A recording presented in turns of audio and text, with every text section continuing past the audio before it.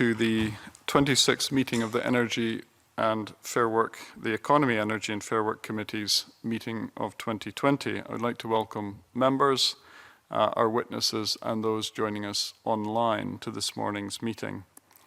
May I remind members in the room that the sound desk will operate your microphones and consoles during this meeting, so no need to press any buttons.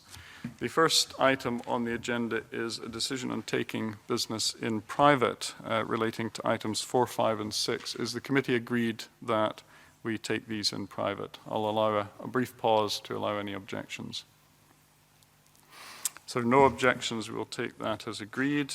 I now move on to agenda item 2, which is the Heat Network Scotland Bill. And our first evidence session is the committee's consideration of the Heat Networks Bill.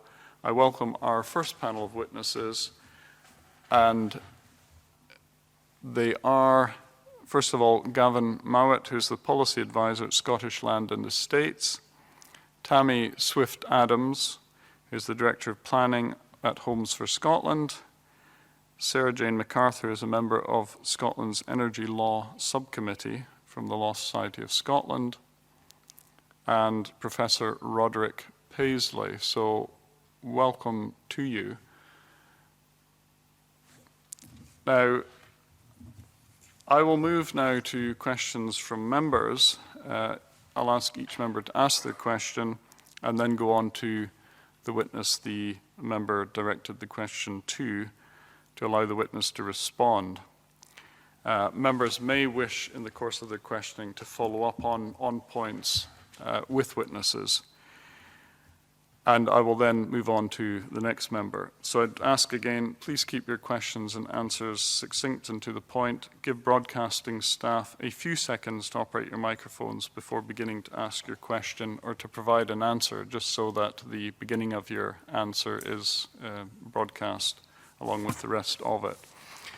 I will start with the first question, if I may, and that is, first of all, about the bill itself and the definitions in it, because heat technologies and these sorts of technologies are fairly fast-moving in terms of development and how they can operate or become part of the network. Are the definitions in the bill sufficiently future-proof that they will be able to relate to both current and future technologies? And I wonder if perhaps we could come first of all on that question to Gavin Mowat. Do you have a view on that? Thank you for the question. I think from an SLE point of view, we consider the bill and its definitions to be flexible enough to allow the development of technologies, I guess, being added to heat networks. I'm sure you've been aware that previous technology itself is quite agnostic. The network itself can allow for development of new technology, and from our point of view, I think we consider that it's sufficiently flexible. All right, thank you. Do any of the other panel members have a different or indeed a similar opinion on that or comment to make? I don't know. It is sometimes easier if you just simply raise your hand and I can see you on the screen and bring you in. So first of all, Sarah Jane MacArthur. Thank you. I think, as Gavin has said, the definitions in the bill, certainly heat networks are technology agnostic. So if you're thinking about future generation technologies, then many of those could be incorporated as they develop in the future. However, one of the things I was keen to say about the definitions in the bill are that they are currently incredibly broad, and while that is a very good thing if you want to capture as many types of network as possible, there is this sort of potential for unintended consequences. And certainly when government come to think about which types of networks could potentially be exempted in the future, I think it's worth considering, firstly, whether networks that are set up purely for self-supply, so if an entity develops a network purely to supply itself, whether that should be caught by the licensing rules, and also whether, because of the broadness of the definition, generators of heat, so for example, operators of energy from waste plants, to be captured within the licensing provisions. As it stands at the moment, I think there's a risk that they are. Thank you. And I think you've touched on something I was going to ask about. For example, are the definitions in the bill adequate to include waste heat producers? And how do the definitions in the bill need to be improved if they do?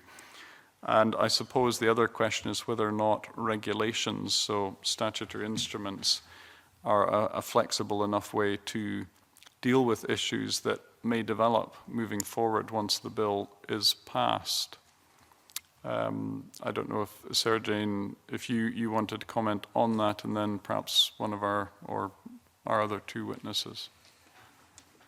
Yeah, so the definition of networks, I think, is wide enough to capture waste heat users, in the sense that waste heat users will supply onto a network, and the network definition is wide enough. There are definitions in the bill which refer to waste heat or cold, although on those I would probably defer to people with engineering experience as to whether those adequately capture the various types of producers of waste heat or cold in the future. In terms of secondary legislation, in my view, I think that's probably the only way to retain the level of flexibility required to adapt quickly to future markets, just given the constraints on parliamentary time to pass more primary legislation. All right, thank you. And Professor Paisley, did you have any comments on any of these issues that you wanted to share with us? Thank you. My comment would be primarily in relation to the issue of the wayleaves through land. A person who owns land and has a pipe or a cable through his land will want to know the answer to a simple question, and it's this: what physically is being done in my land? And I think the wayleaves do need a little bit more work as regards the definitions there, so that someone operating a heating system would be able to get a specific order requiring work to be done or enabling him to do work before this bill would be suitable.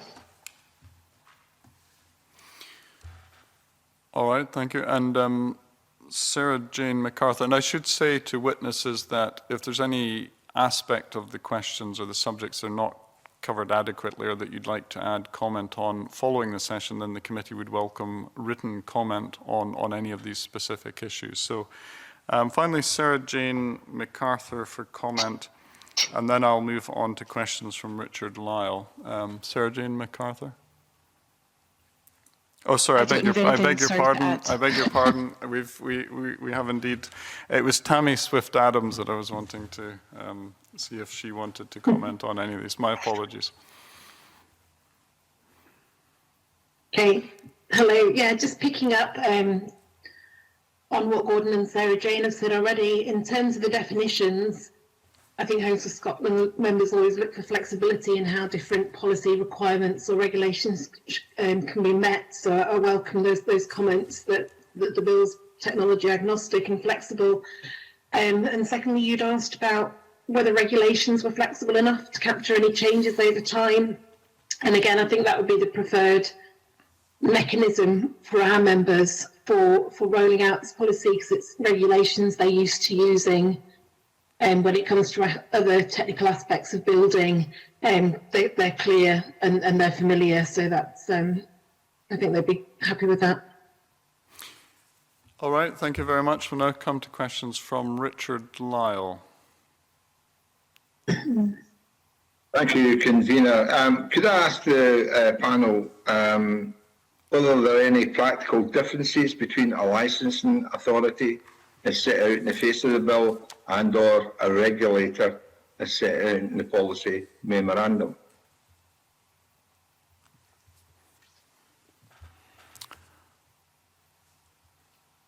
Any volunteers?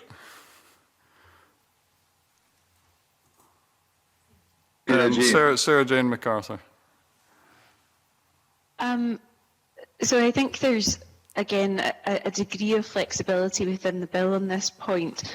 To me, the regulator is the person who issues licenses, determines who can get one, and then monitors the conditions of those licenses. So to my mind, it's just a difference in language rather than a difference in function per se. Any other comments from any other members? No. No.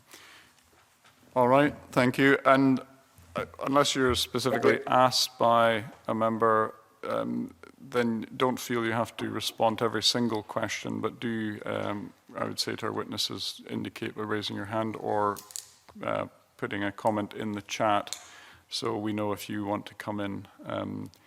Mr. Lyle, I think, has that concluded your questions for now? Yes, that's right. Thank you. Thank you very much. So we'll now move on to questions from the Deputy Convener. Deputy Convener.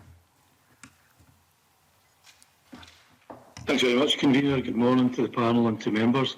I just wonder if the panel could give me an indication of whether they support or welcome the proposed licensing regime, and if they do, whether they think that licence standard conditions should be left to the licensing authority, or should we have this in the face of the bill? What their views are of either situation, please. Thank you.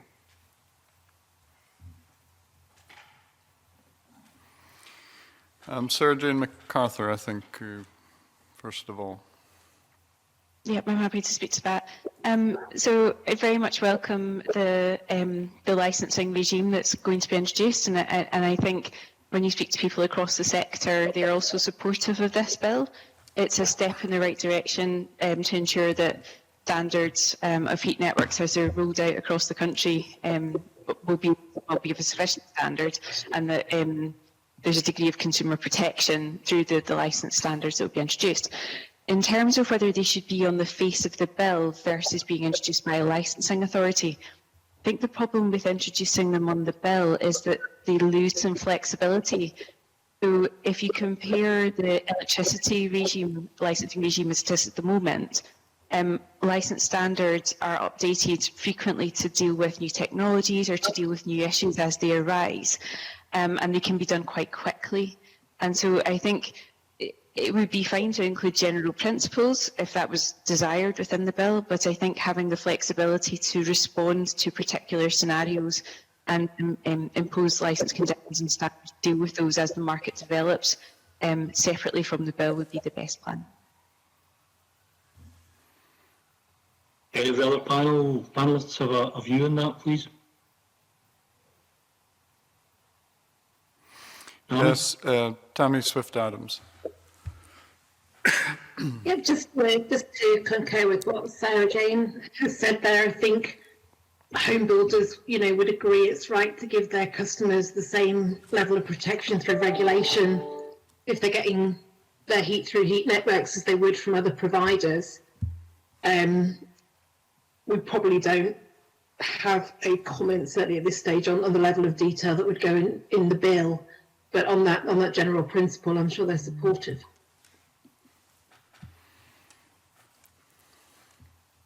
Can I come back briefly, Convener, please?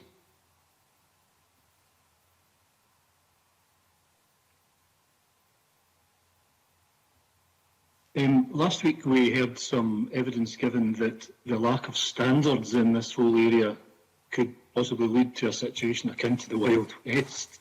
It's quite a thought. Do you think there's work to be done to develop standards that are adopted, embraced, observed and followed within this whole process? Is that an important piece of work that should continue and carry on?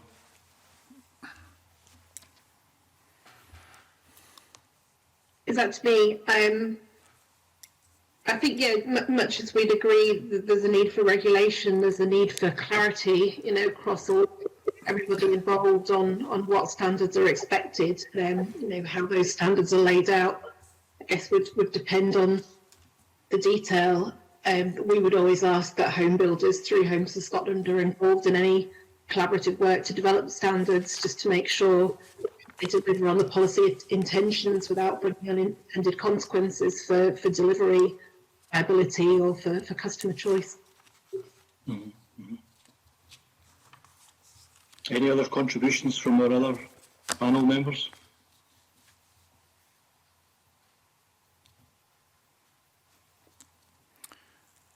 Yes, Sarah Jane MacArthur, I think, wants to come back in. So I'm not a technical expert in this sense. I'm a lawyer, not an engineer. But my understanding is that already there are voluntary customer protection standards through the Heat Trust, which operators across the market are signing up to.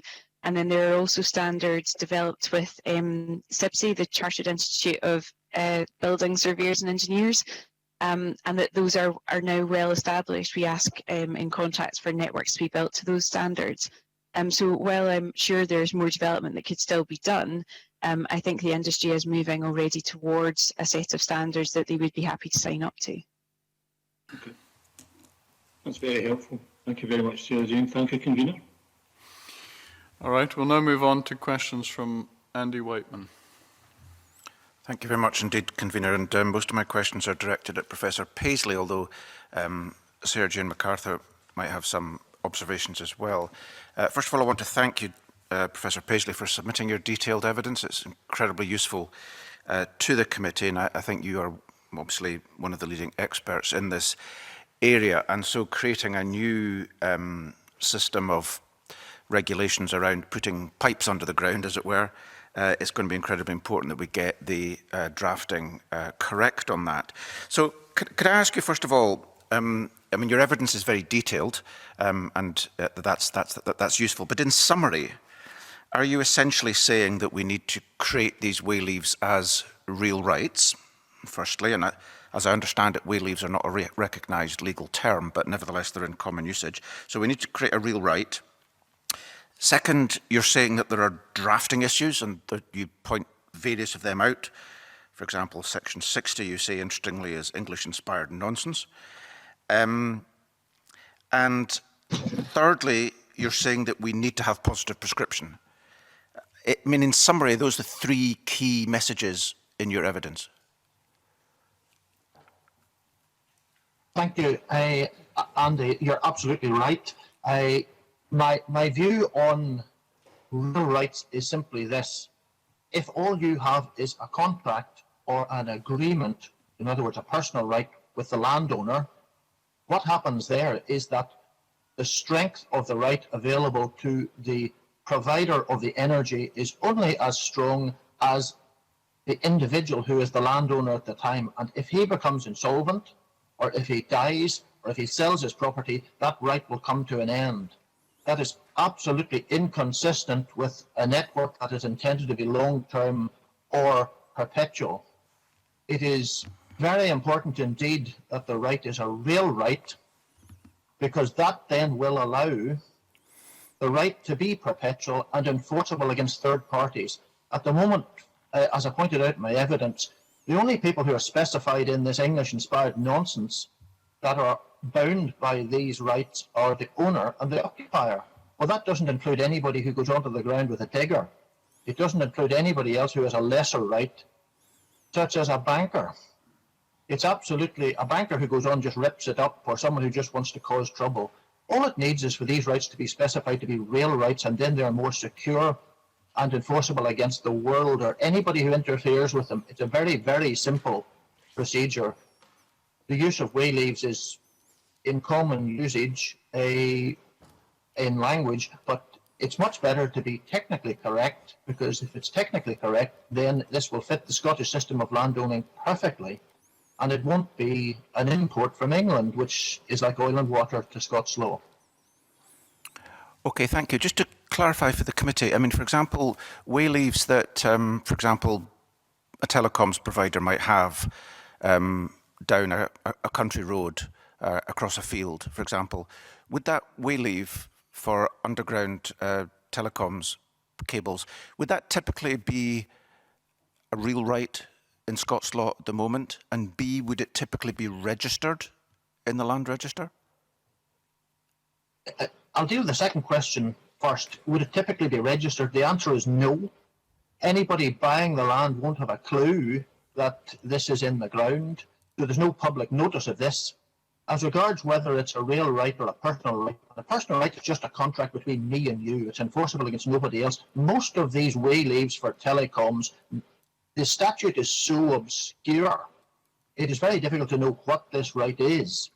The statute, the telecommunications legislation, does indeed say that it's binding against the person who grants it and successors, but it tries to identify every single individual and make it binding against them by specific drafting. All you need to do is a general statement that it's a real right, and then that right on the ground to put a cable through is enforceable against absolutely everybody as soon as it's constituted. And it's much better if it's constituted on the Land Register so everybody can see the right exists.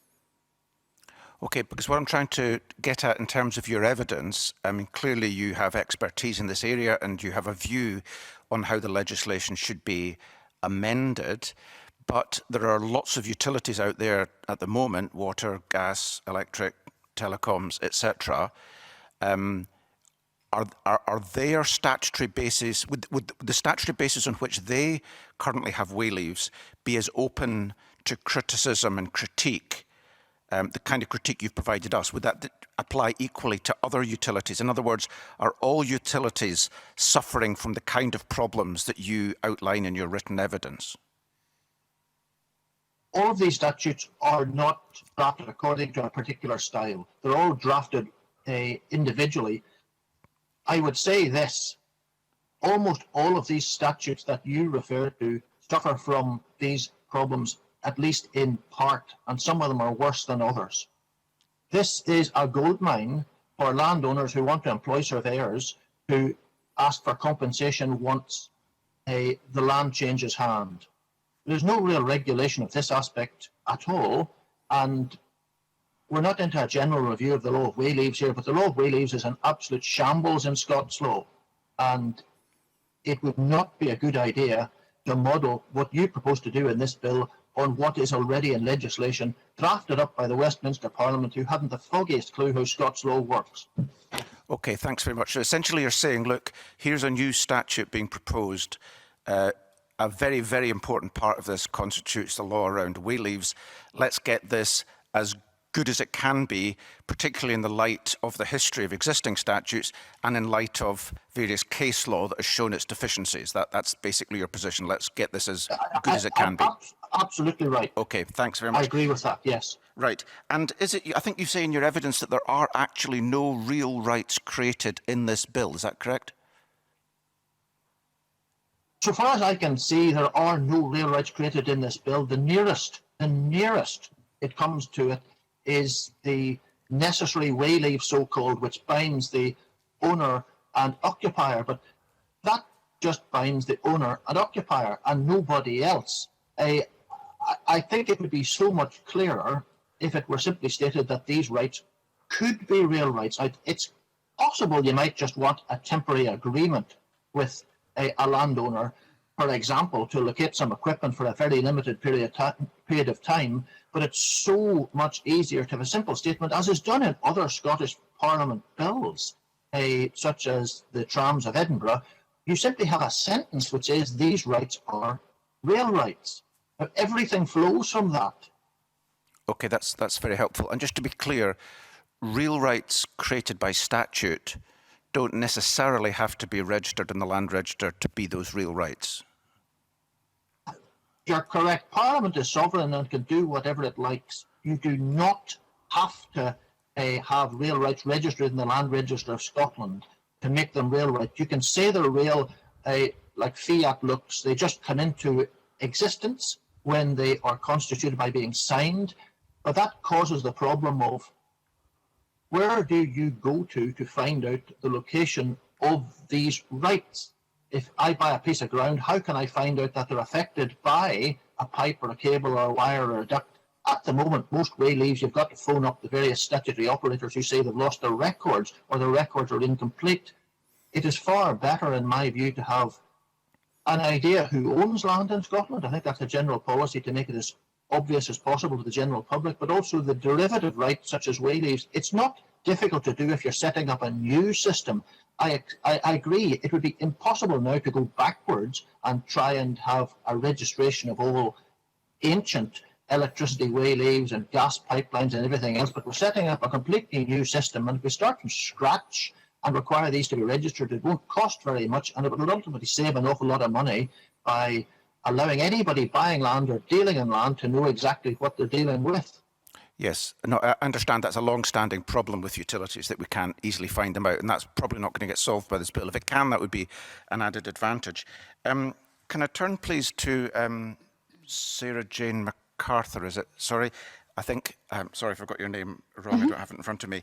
The Law Society of Scotland, you say in your evidence in relation to Part 6 of this bill, you essentially say nothing. You say you've got nothing specific to add, that these powers seem similar to utilities. I don't know if you've read Professor Paisley's evidence, but he's identified what he believes are quite significant flaws in Part 6. Why do you think that you don't have anything to add on this matter?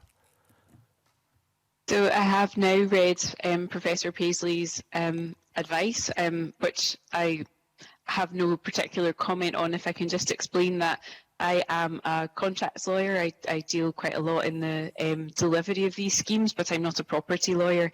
And so within the Law Society, we would need to go back and ask our property committee if they had any particular view on that, and I'm happy to follow up in written evidence if you would like confirmation on that. It's something I'd be very helpful. I mean, I was assuming the Law Society of Evidence would have covered property rights if you were commenting on Part 6, but that would be useful. I mean, with all respect to Professor Paisley, he's got very specific concerns, which I don't doubt are probably valid, but it'd be useful to get some other views on that so that the committee can come to its own view as to the extent to which the bill may or may not be amended. So thank you very much for that. That's all for me. Okay. Thank you very much. If I might just quickly ask a couple of follow-up questions on Mr. Whiteman's question. Professor Paisley, I think your point, if I may put it in layman's language, is if one makes these real rights and they appear on the land register, people then know where they're at because someone buying a property sees it in the land register and they know what they're getting. Everyone knows where they're at. Is that a fair summary? That's a summary, about a quarter of it. Well, sorry, I wasn't wanting to suggest that your detailed submissions could be limited to those two sentences in any way. One question I would like to add, though, is there a mechanism, or have you proposed a mechanism whereby such rights, if entered as real rights on the title sheet of a property, will also be removed if they cease to exist? Because as you will know, the land register sometimes has rights and so forth which can be very ancient that get carried over, as it were, into the title sheet, but actually are completely irrelevant in the modern day. So is that something you think would be useful as well, to have a mechanism whereby they could be removed when they cease to apply?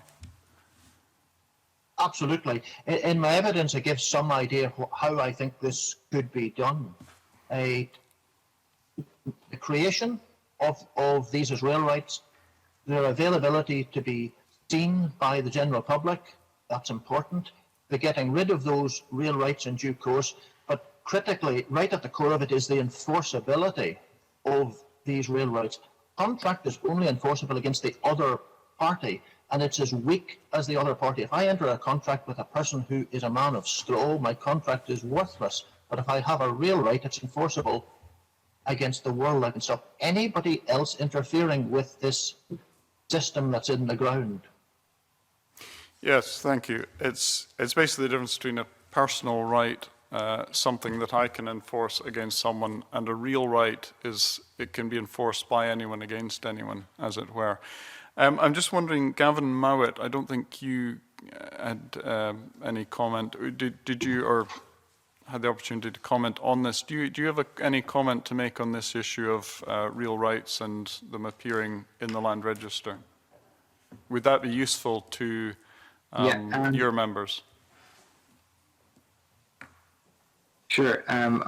I don't have a specific comment in reference to the evidence laid by the professor. It's something that I'm not an expert in, and I'm certainly happy to go back to our legal group and come back with written evidence on that more specifically.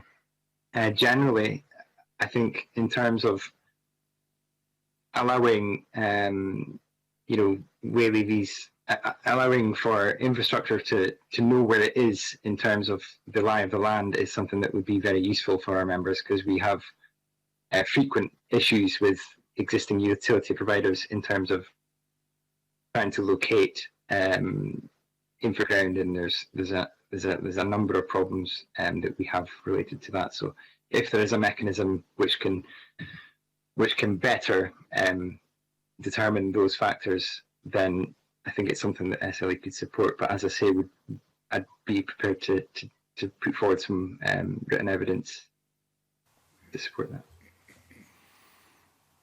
All right, thank you. I think that would be useful to have written comment if that's possible. Now we'll move to questions from Rhoda Grant, followed by Colin Beattie. So Rhoda Grant. Thank you, Convener. Can I ask about the process along with fuel poverty? We've heard evidence that there's very little in the consenting process about fuel poverty. It's about scale, it's about decarbonising. But we also heard in evidence that if there was excess energy provided, that would obviously have to be paid for, and that would then go on the bills of those using the energy. So I wondered if there is enough emphasis on fuel poverty and how we could redress that.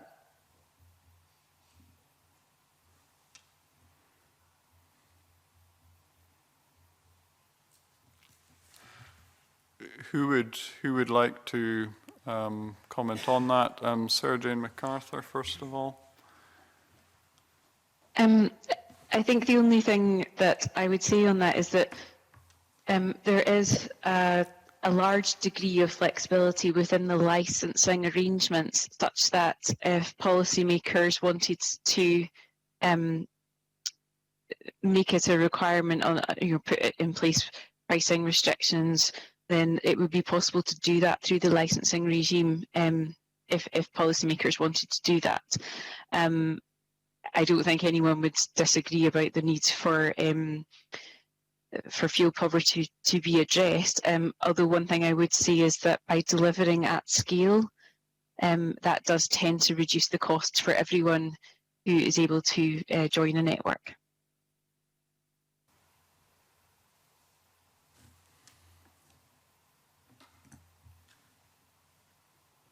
Does anybody else have a comment? Okay, can I then maybe go on to another question and ask the panel, should there be a right of appeal? We've got deemed consent, and there's also the issues I raised about fuel poverty. It seems while the bill is obviously designed to make heat networks more easy to get through the planning process, is there enough checks and balances in the system?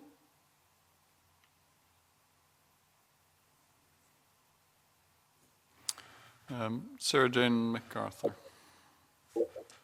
Thank you. The only thing I would add to there is that the legislation has been modelled, to my understanding, on the approach taken for electricity projects. So a lot of the language is taken from the Electricity Act. Under that regime, the right of appeal in effect is by judicial review, and that same right would apply in relation to the decisions of Scottish ministers to award consents. So if the ministers made a decision to award a consent that hadn't followed due process, then there would be the right of judicial review there. That said, I understand that there is a desire amongst the sector to have a clear appeals process so that the basis on which the decision has been made and the factors that were taken into account in that decision could be challenged, but that is not included within the bill at the moment, is my understanding, and certainly that wouldn't be consistent with the approach taken for electricity projects, for example.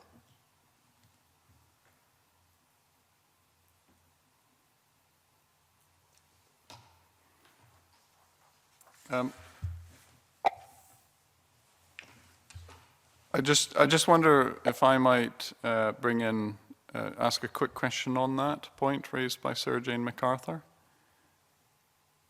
Just on the appeals point. You mentioned judicial review. Now that is something that can only currently take place in the Court of Session, is that not right? And also the attendant costs with that.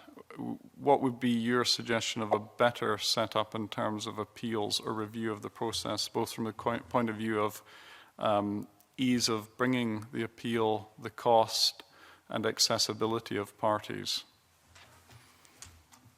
Okay. Forgive me, I don't feel terribly qualified to give you an answer on that right this second with a sort of a design of a revised appeal process. But if you would like some further thoughts on that, then I can follow up separately.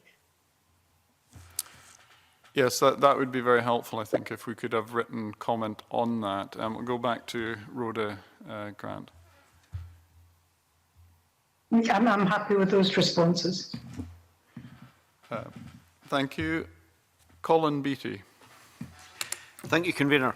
I'd like to expand a little bit about on what Rhoda has been talking about in terms of planning permission.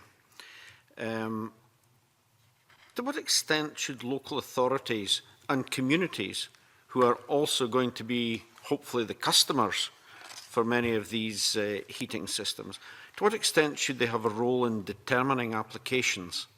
And should there be a size laid down under which they do have some locus in this? Because most of these heat networks are probably going to be reasonably small sized. Could there be a better or more input locally? And maybe I can ask Gavin Mowat to make a comment on that.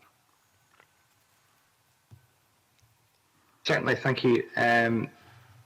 I think given the growing expectations to involve communities where significant decisions are being made in relation to land, we would consider that consenting process should in some way. I think not least because it is a good opportunity to have the community engaged and informed about what exactly district heating is, because I think actually there's an element of perhaps naivety or just not knowing exactly what it is and how it may benefit them. But I think we also appreciate that, I guess the flip side of that is that we appreciate that adding, a planning process to the licensing and the permit process will inevitably increase bureaucracy to any development. And that might have a potential to impact upon the viability of a scheme, particularly if it's a small scheme. I take your point on that, but I would challenge one thing, which is, bringing in bureaucracy. Yes, we don't want to have that. We want these to come on stream relatively quickly and without difficulty. However, I come back to the fact that these communities are also going to be the consumers of this product. And a lot of these systems are going to be very, very localized. Should there be more about bringing the communities into the process? And I'm sure that we're capable of doing that without creating too much bureaucracy. But if we just leave them out, are we not storing up problems? I tend to agree with you, and the point that I was going to make essentially is that it is perhaps more realistic to apply the approach taken in the electricity generation, where small developments are up to a certain size can be consented by the local planning authority, and anything larger could be consented by ministers. And I think it's just trying to get that balance right, that it's precisely what you're talking about in terms of not leaving out the community, not making sure that they know what's going on and how the development process works. I mean, just to give you an should there be more in the bill about this? Pardon? Should there be more in the bill about this? I think the difficulty here for me is that there is an opportunity for the local heat and energy efficiency strategies and the zoning districts to involve communities quite a lot in terms of where there could be district heating. And I suppose it's a shame that the local heat and energy efficiency legislation isn't coming before this so that we know what sort of community engagement there will be in that process, if you like. So potentially there is a need for more in this bill. It's difficult to say without knowing what the local heat and energy efficiency strategies might include. Can I ask if Tommy Swift-Adams has a view on this? Yes, thank you. I've been waiting for a planning question. So area I'm comfortable in. I think there isn't a need for anything specific in this bill on planning and community engagement in that, because of what's already been put in place in the new Planning Scotland Act last year. That does a couple of things. Firstly, it improves and expands on existing requirements for pre-application consultation with communities on certain types of development. And I believe the categories and scales of eligible development are set out in regulations. So if there was a need to revise those definitions to pick up anything on heat networks, that there would be scope to do that. And it might be that some of the networks might already be covered by that, depending on whether they're coming forward through their own planning permission or whether they would come forward as a bigger strategic application through the master planning or planning permission process. That's something I'm not entirely clear on in terms of what permissions would be needed, but either way, there's scope there to bring them into the fold of community engagement. And secondly, there's a statutory requirement on the planning minister under that bill to come forward with guidance on how to more effectively involve communities in planning matters. Again, that would, that's all embracing in terms of the types of development it could cover and apply to.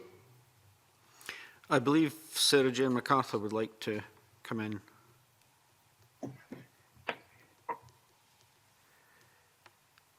Thank you.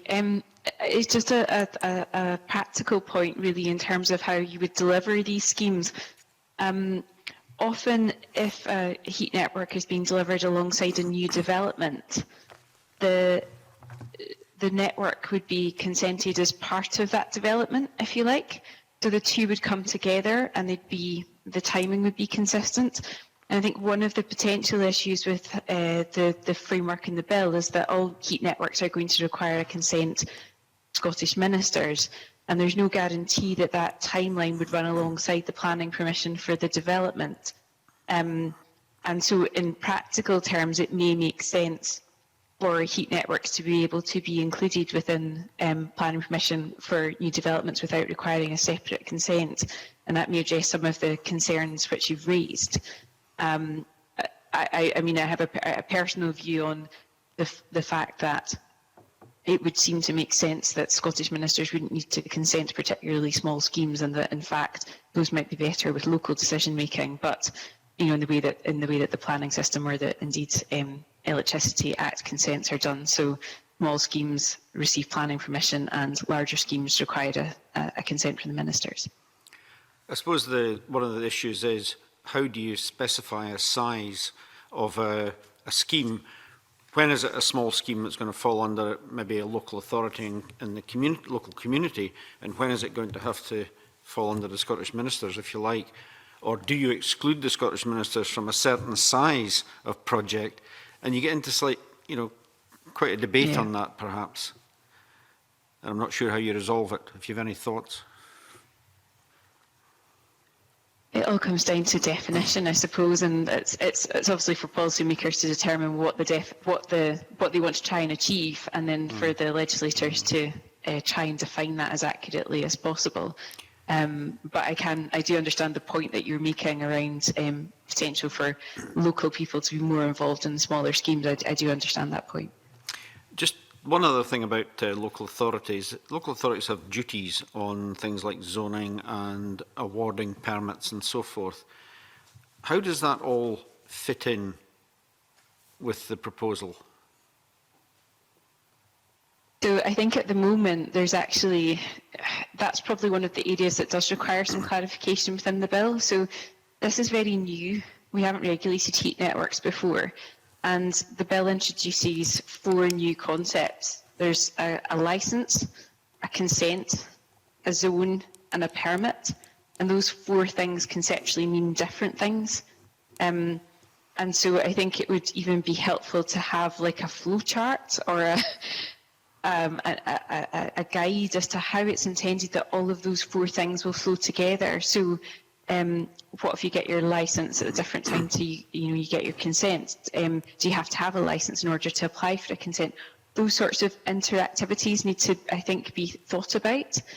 And then in terms of the duties around zones and permits, those make an awful lot of sense when you're thinking about trying to deliver heat networks at scale. So strategically laying out a zone that's suitable for heat networks and then giving someone a permit to run that zone effectively makes sense. However, once the zone is created, there's no requirement to issue a permit.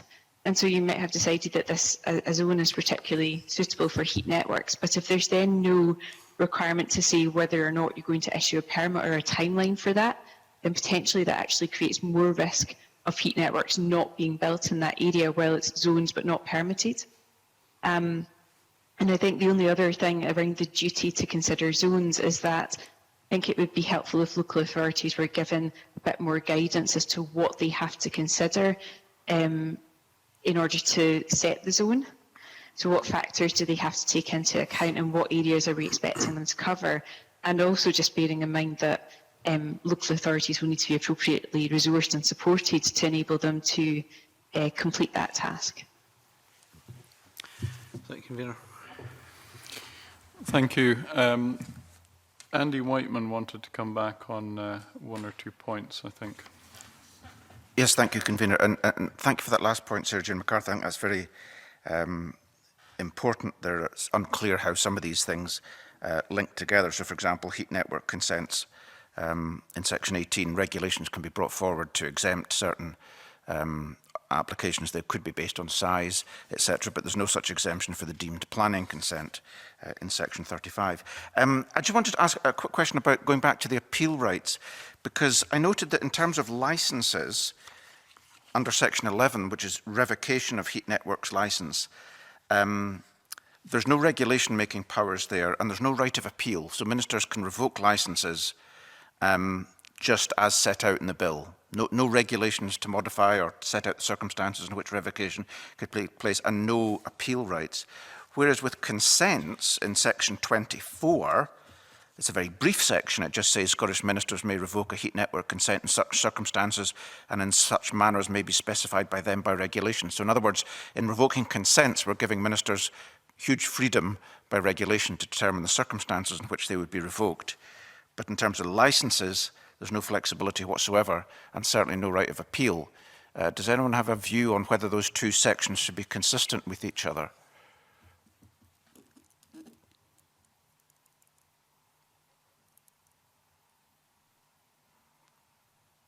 Sarah Jane. So again, I would just draw a parallel with the position in relation to electricity licences.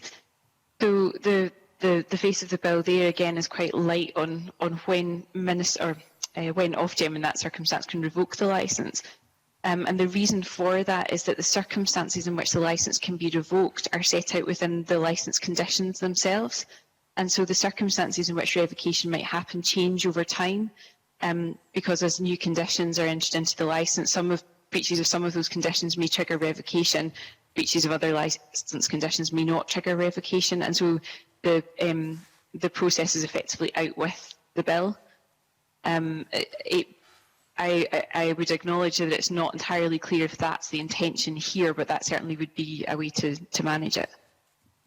Okay, that's helpful, yes, because section 11(1)(b) does say has failed to comply with a condition of the licence. So in essence, you're suggesting that following the electricity model, it would be better to leave that, the circumstances of revocation, to the licence, or what it says no longer has the ability to perform the activities, and not have any regulation-making powers or appeals there. Just leave that to contract law, essentially, yeah? Well, to the terms of the licence, and the reason for that is that over time the licence conditions will change, and the conditions that may trigger revocation would therefore want to change as well. Okay, thanks. Thank you. We'll now come to questions from Maurice Golden. Thank you, Convener. I'm quite interested in the transfer of the schedule of assets when an operator ceases or is required to cease operating those assets. And I'm just wondering the thoughts from the panel over the strengths and weaknesses of the transfer scheme as set out in the bill.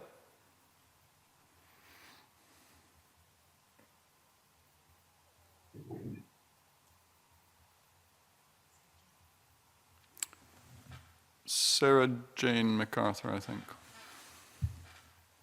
Yes, I think one of the points that we made in our written submission was around how you might capture assets which were already in existence. So, to me, one of the purposes of the asset transfer scheme is to enable a replacement operator effectively to be brought in to continue supply to customers who are already connected to a network. But the way in which those assets are known to ministers is through the consenting process. And so if there's already existing infrastructure in place which is not consented because it already exists, then there won't be a list of key assets to transfer. So I think in particular, if there are networks out there at the moment which are not being operated properly, then the ability to use that transfer scheme to resolve that and to pass that on to a new operator is, I think, maybe will be defeated. It wouldn't work as intended at the moment. And I think the other thing just to mention is that we know that the transfer scheme is trying potentially to get towards an operator of last resort type function, but that's not what it actually does, because we would have to try and transfer assets to any new operator. It's not as easy as just sort of transferring contract. And I would definitely defer to Professor Paisley if he has also looked at this section of the bill in terms of the property rights and how we'd actually be able to remove or transfer assets that belong to third parties, and how that might affect their ongoing ownership of their own property if the network assets are being transferred without their control.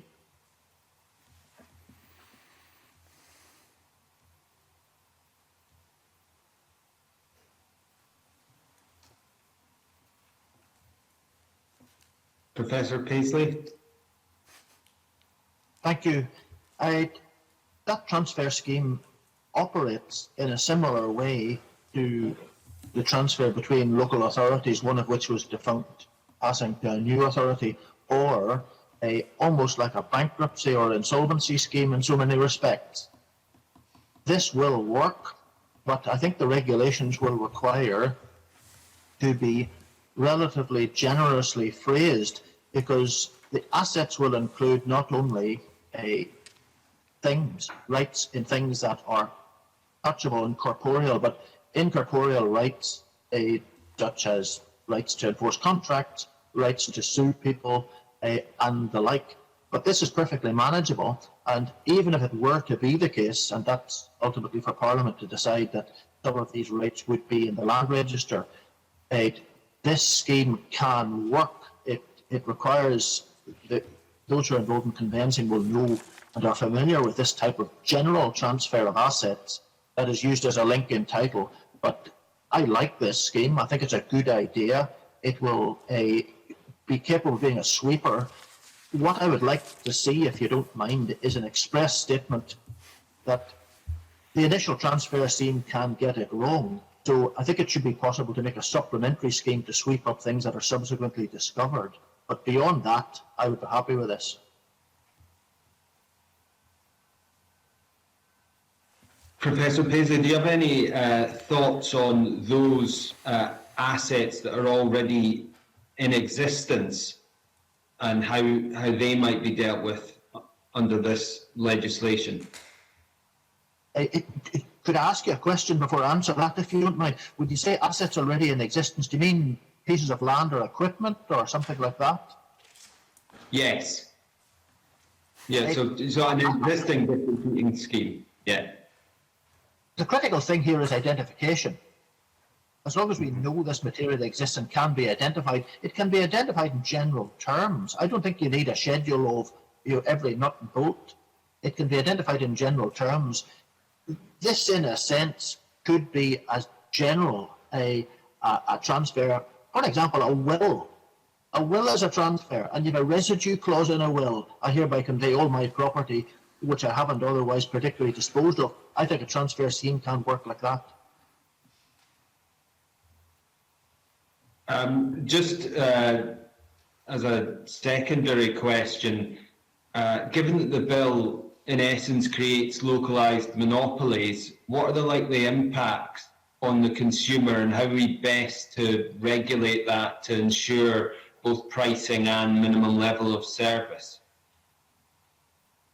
I'd perhaps better let someone else, perhaps Sarah Jane, have a go at that. She knows a lot more about that than me.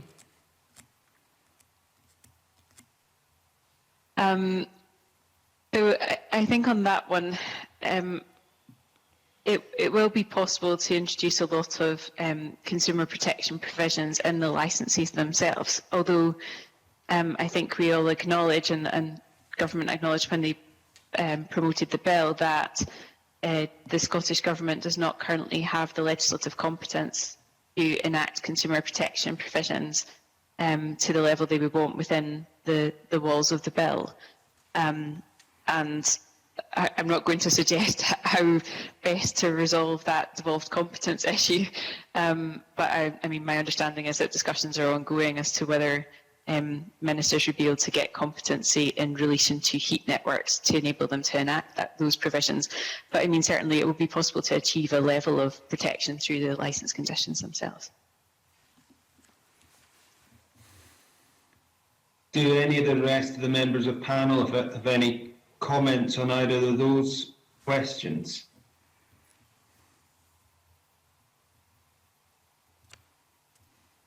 Tammy. Yeah.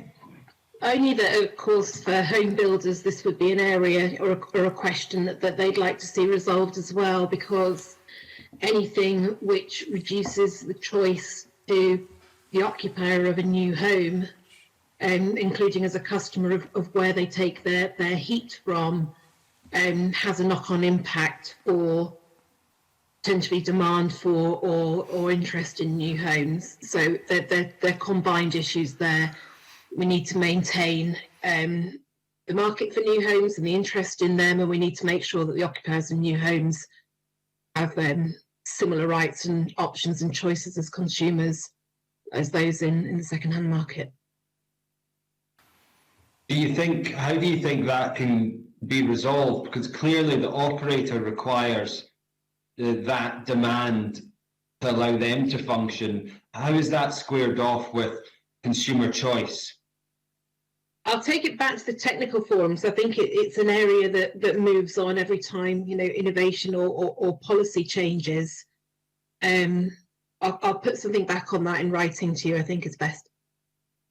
Thank you.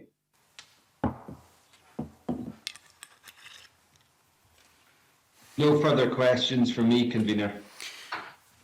Thank you. We'll now move to questions from Gordon MacDonald, and also I think Richard Lyle may have some further questions in the same area. So Gordon MacDonald. Thank you, convener. And just to follow on from Maurice's questions, in order to deliver heat networks, we need to ensure there's enough demand within a proposed heat network zone in order to attract investors. The committee heard last week evidence calling for the bill to be strengthened by introducing an obligation to connect new buildings, public sector buildings and non-domestic buildings within heat network zones. Should there be a duty to connect all new buildings, and what are the advantages or disadvantages of adopting this approach?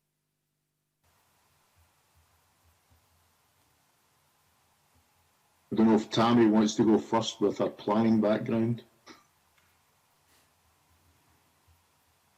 Yeah, I guess the consideration that would jump out to me is whether any disbenefit of making that a firm requirement, either on the builder or the occupier of the home, depending whether it's a compatible development or whether it's a requirement to be a customer effectively.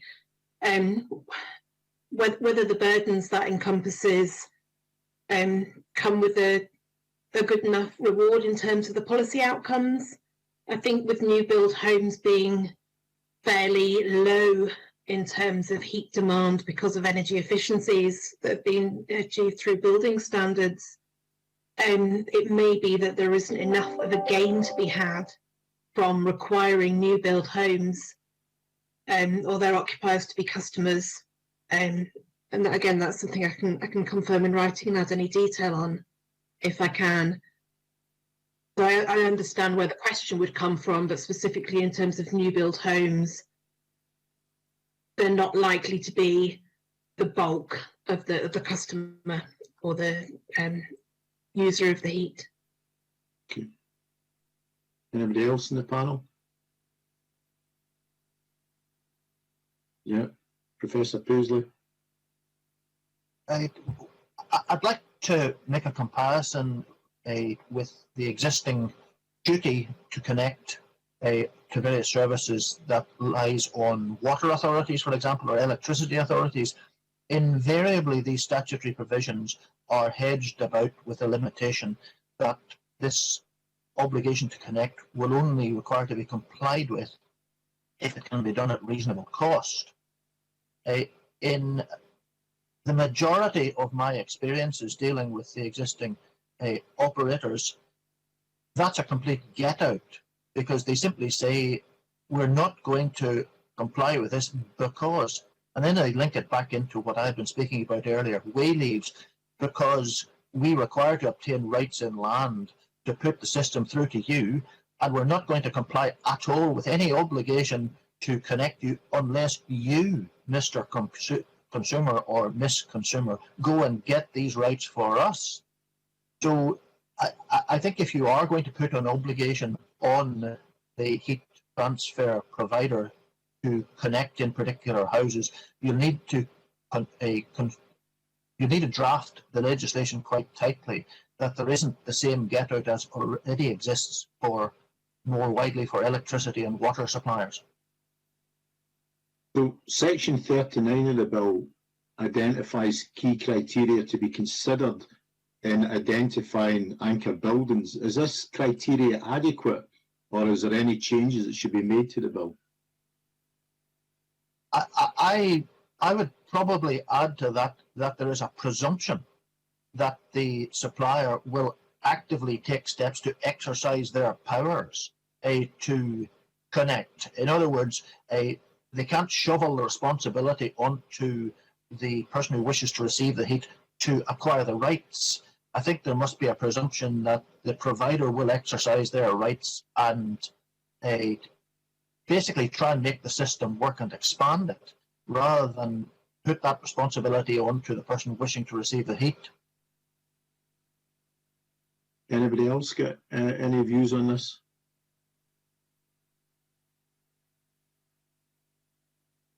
Yeah, Gavin Miller. Yes, excuse me, thank you. Yes, I think it's just on the first point about the compulsion to connect for new builds. I think it's something worth bearing in mind that Tammy maybe touched on it a little bit about the technology development of houses and the fact that their carbon neutrality, their energy efficiency is improving all the time. But there's also developments such as passive houses where making them connect to a heat network is defeating the purpose of essentially spending money for no effect. And so I think it's going to be instances where, if it's not passive house, it might be technology in the future that hasn't really been developed yet, but there may be instances where new house builds may not need to be put onto heat networks, and they're already at a low carbon energy efficiency standard that is very much acceptable. And my final question is, given that Part 5 requires building assessment reports to be only carried out on publicly owned buildings, is there a risk that community-owned assets will be missed?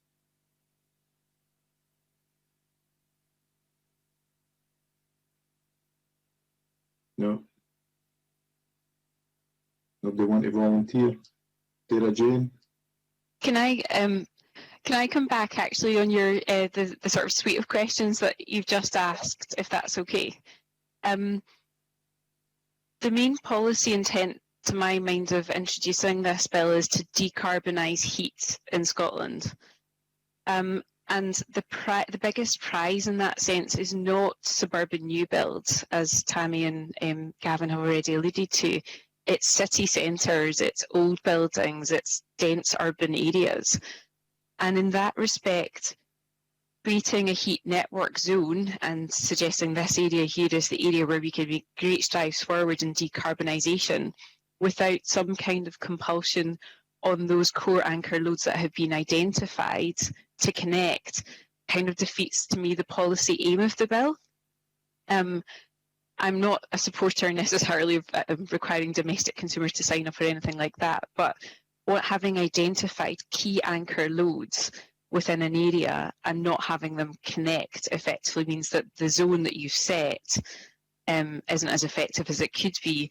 And I think if you're then looking at the provisions around building assessment reports, having carried out those building assessment reports and seen that a building is particularly suitable for a heat network, but then not requiring that building to connect, or at least not requiring that building to explain why they can't connect or shouldn't connect, I think is a failing in the bill as it stands at the moment. But how would you change it? Just put the duty in. Yes, I think making sure that the building assessment reports certainly are required to be carried out by more than just public sector buildings for a start. And then making sure that the outcome of that building assessment report, if it says this building is suitable for a heat network connection to a heat network, then almost there has to be a next step of explaining, if it is suitable, then why has a decision been made that it shouldn't connect? And if I give you an example of that, if it's just had its own new heating system put in the last year, well then it may not make economic sense to rip that out and connect to a heat network, but it might make sense to do that in 5 years' time or 10 years' time, and that could be built into the report. Okay, thanks very much. And Richard Lyle, did you have some questions you wanted to ask in this area? Thank you, Convener. I've got two questions. One's for Sarah Jane MacArthur, who's given quite a lot of good information, and Tammy Swift-Adams. Sarah Jane, are you basically suggesting that we actually physically use this bill to retrofit old buildings rather than create new networks like we did with water, gas, electricity, many, many decades ago?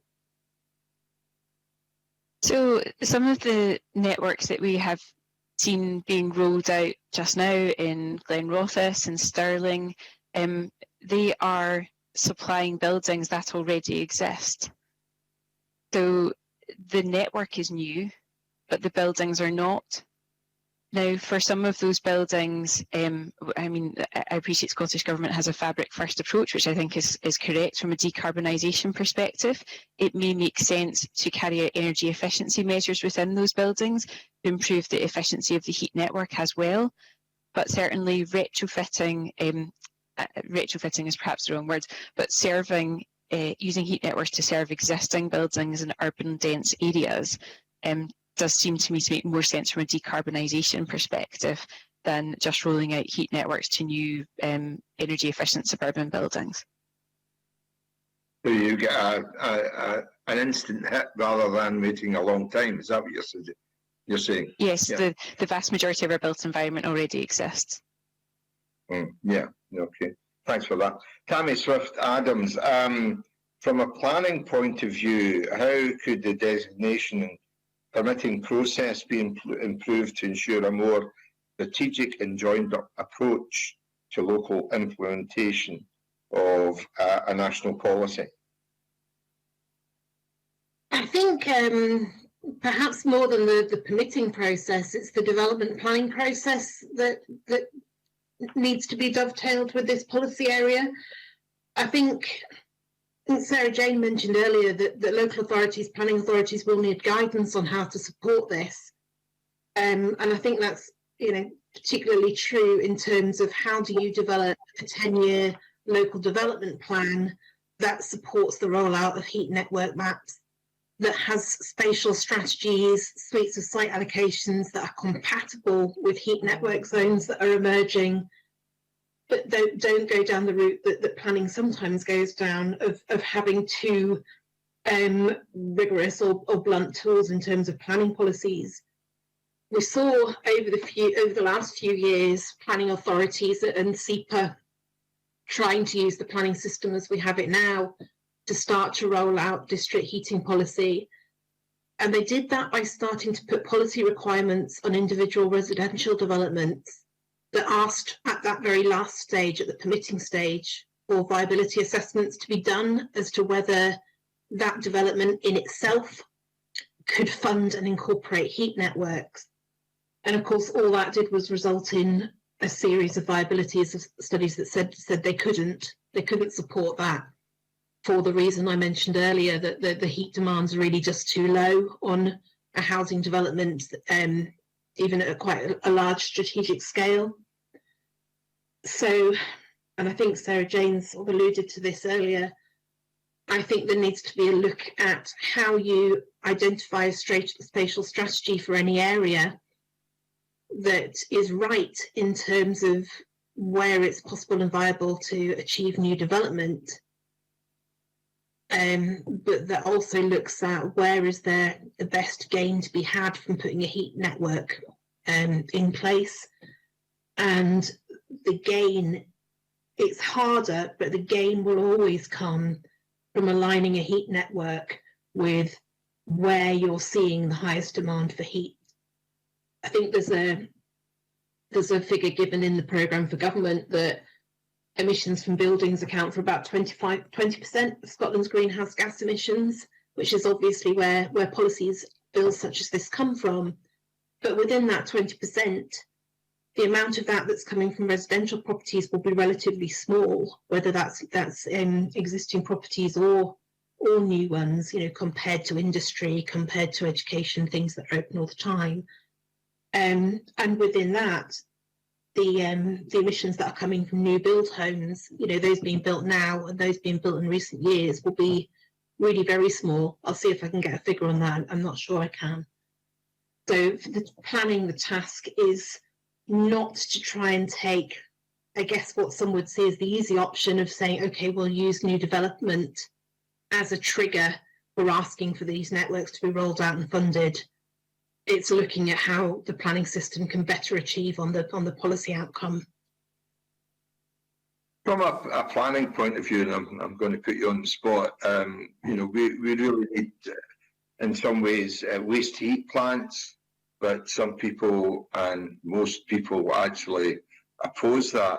So how would you implement a waste heat policy from a planning point of view? Is there a view you have on that, or is that not possible at this moment in time? Not specifically on that, but I would just say that it's one of many examples of changes that can happen in the built environment that existing communities won't, automatically be welcoming of, which is why, the planning reforms are focusing so much on pre-application consultation and community engagement. It's not just to ask the communities a question in a tick box way, it's to bring in more opportunities for, whether you're a developer or whether you're a local politician or a planning officer, ways to help communities see how all of these policies on, net zero carbon, district heating, housing delivery, etc., how they relate to what happens through the planning system. So, I couldn't comment specifically on the type of development you're asking about, but it's typical of a range of, challenges for communities through planning. If the convener could let me just ask you one last question. From a planning point of view, do you believe this bill could work? My understanding from colleagues and home builders that have looked at it initially is that we've probably got some questions we'd want answers to before we see that. And I will try and address that in writing after the committee. Look again, and actually this evidence session's been useful for me, and I'll look at previous ones and come back with a fuller view on that. Okay, ladies, can I thank you both? Thank you. Thank you, convener. Thank you very much. We now move to our final questions from Alison Harris. Good morning, committee, or panel, sorry. Yeah, in relation to the building assessments reports, if I could just follow on with some questions there. Part 5 places a duty on public sector building owners to assess the viability of connecting their building to the heat networks. But why does this duty not apply to all non-domestic buildings? And do you think that should be extended? I'm happy for anyone to answer.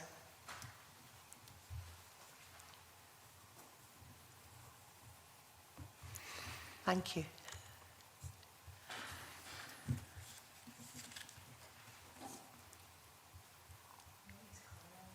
Sorry, Sarah Jane MacArthur, I think, okay. if she could be brought in. Sorry.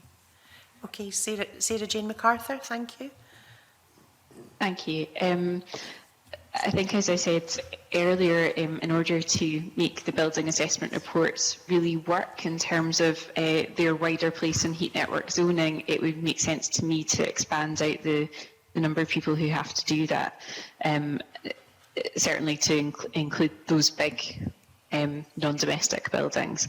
But I suppose ultimately that's a decision for Parliament and policymakers. Okay, thank you. Anyone else have anything to say? Yeah, Gavin Mowat, Jess, thank you. Yes, thank you. I suppose from our perspective, it's local authorities seem to be in the best position to develop the initial spine of the network because they have large non-domestic assets throughout their regions that can provide anchor loads, but significantly a lot of them tend to be with the significant domestic properties, essentially near the demand. So I think it makes sense to at least start there. I think what is important though to remember in this is that it's not necessarily about making sure that local authority buildings are assessed just for the sake of it. It's important that they're assessed given that they have demand next to them, and I think the same should be true for private community assets or local authority assets. There's no point in assessing a building that's in the middle of nowhere and is not likely to be part of any network in the near future. So it's more about making sure that we assess demand, assess buildings that are near to demand. Okay, thank you. I would like to ask about, is it likely that this process will rely on existing data from the energy performance certificates? And if so, what are the strengths and weaknesses to this approach?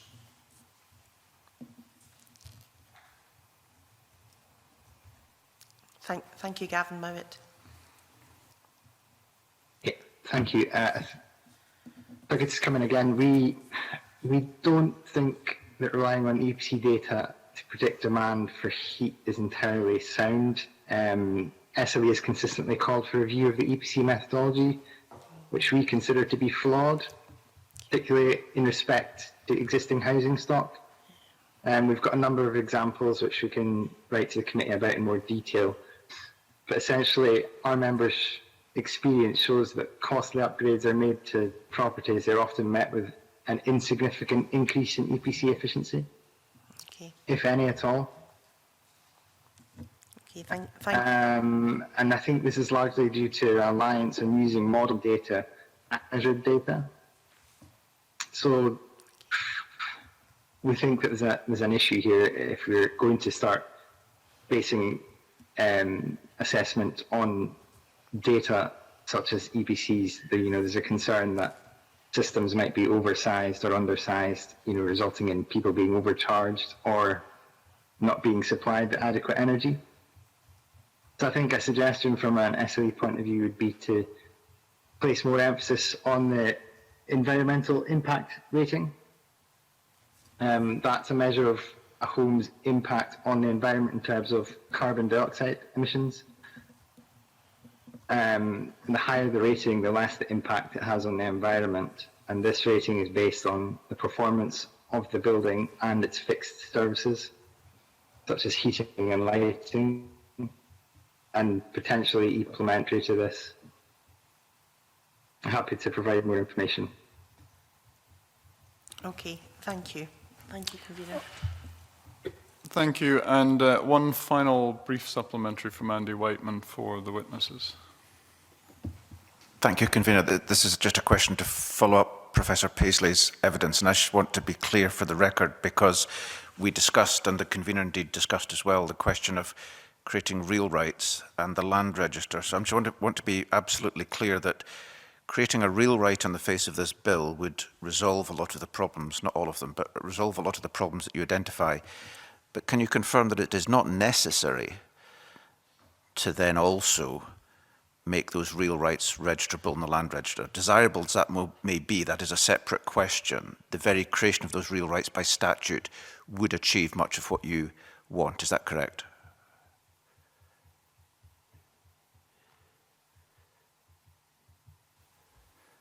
You can create a real right without going anywhere near the Land Register of Scotland. It does not need to be registered in the Land Register of Scotland. A statement in a statute that a right is a real right will suffice to do that. Okay, that's very helpful. And then all the consequences flow from such a real right in law. Correct. Yep, thanks very much. Just to follow up on that, if I may, Professor Paisley, but the difficulty with that can be that people don't know that the real rights exist, and the purpose of the land register is, in terms of public policy, to have a public record of all rights that are real rights affecting lands, is it not? That, again, is absolutely correct. I think it is possible to create a real right by a statutory declaration that if an agreement was entered into, a real right will flow from that agreement. But the agreement could be stored under somebody's bed and no one would be able to see it. It's pretty important for anybody who is not a party to that original agreement to be able to get a copy of it and to be able to see what its terms are, particularly about depth, particularly about width, particularly about the type of material that's going down a pipe. If you're buying land, it's very, very important to be able to get that material, not from a private person who may charge you for it, but from a state register where it's open to everyone without showing any interest. This is the difference between us and England. In England, you have to show that you've got some legitimate interest to look at the register.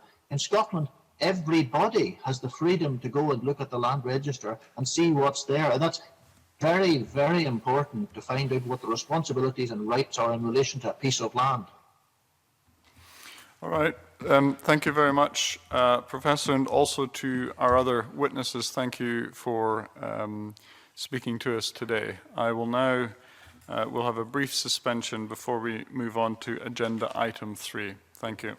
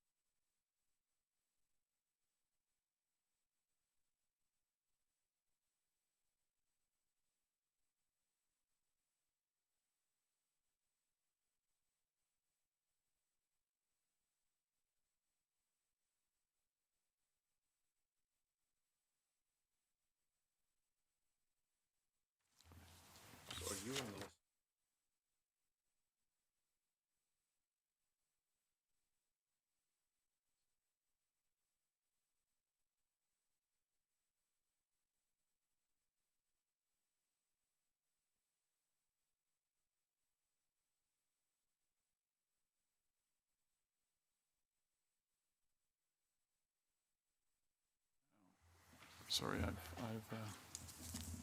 right, okay. We now come to agenda item 3. So we now come to agenda item 3, which is the Tide Pubs Scotland Bill. And I welcome with us Neil Bibby, MSP, who is the member in charge of the bill, Nick Hawthorne, who is the Senior Assistant Clerk for the Non-Government Bills Unit, and also Neil Ross, Solicitor, and they're all joining us by live link. I will invite, first of all, Neil Bibby to make a short opening statement, and then we'll move to questions, and the first question will be from the Deputy Convener. So I'll hand over to Neil Bibby at this point.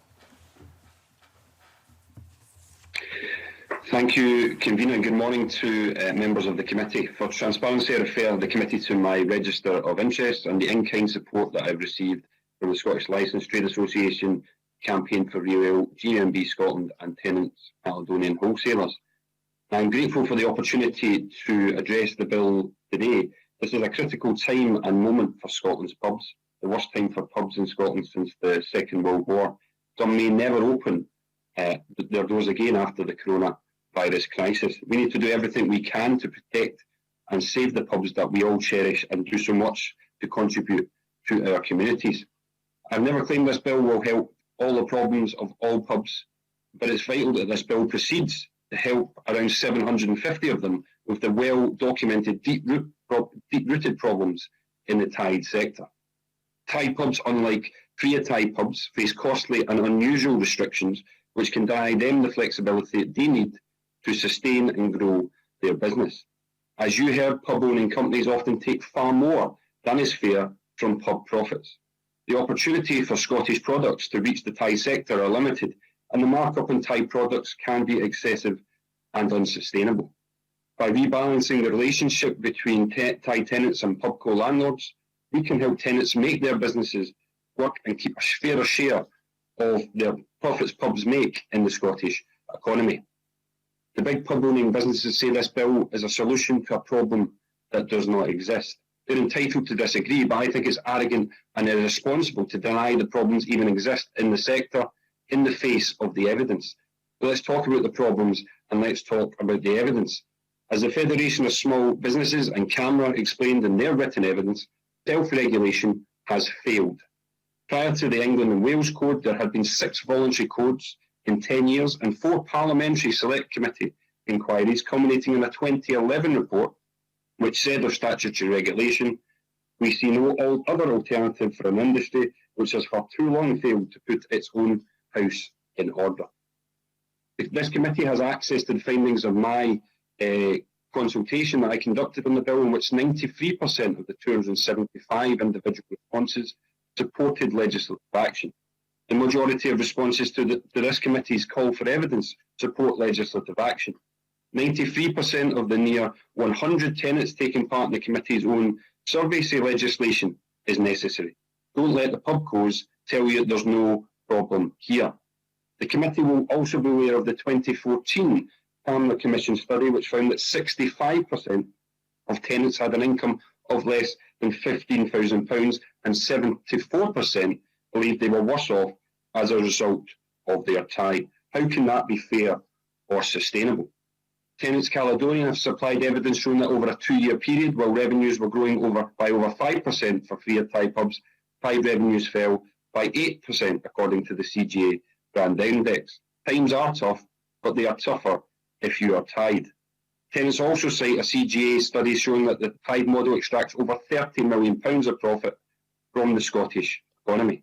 And they've shown in written evidence that English beers are stocked at twice the level on the Tide estate in Scotland as in free of Tide pubs, to the detriment of local products.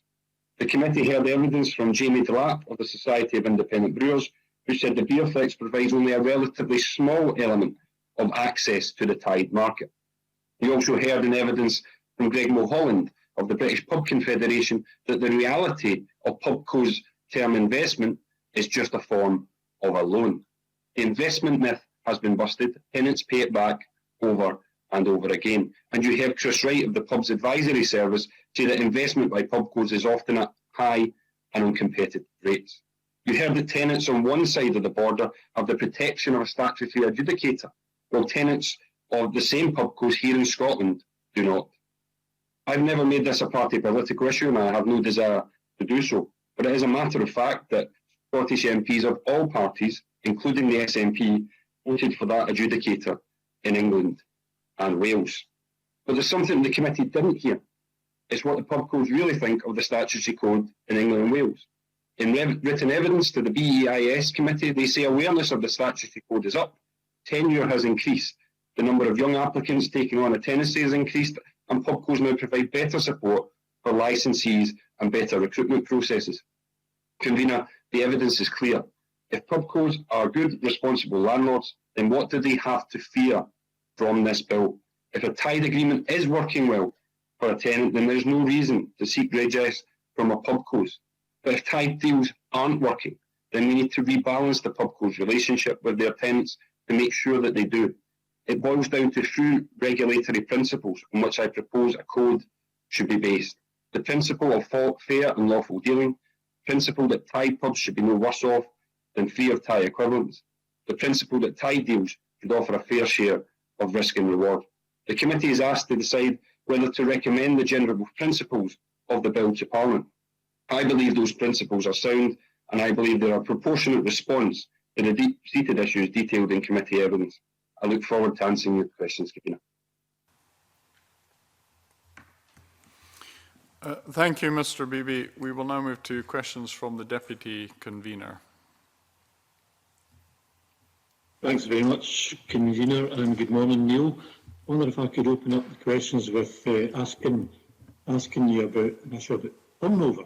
The committee heard some evidence that turnover of the tied tenants can be high in the market. Have you got any data on this to illustrate the scale of the issue and how it might compare to turnover in the free of tie or freehold premises, just to give us a sense of the turnover issues in the different sectors?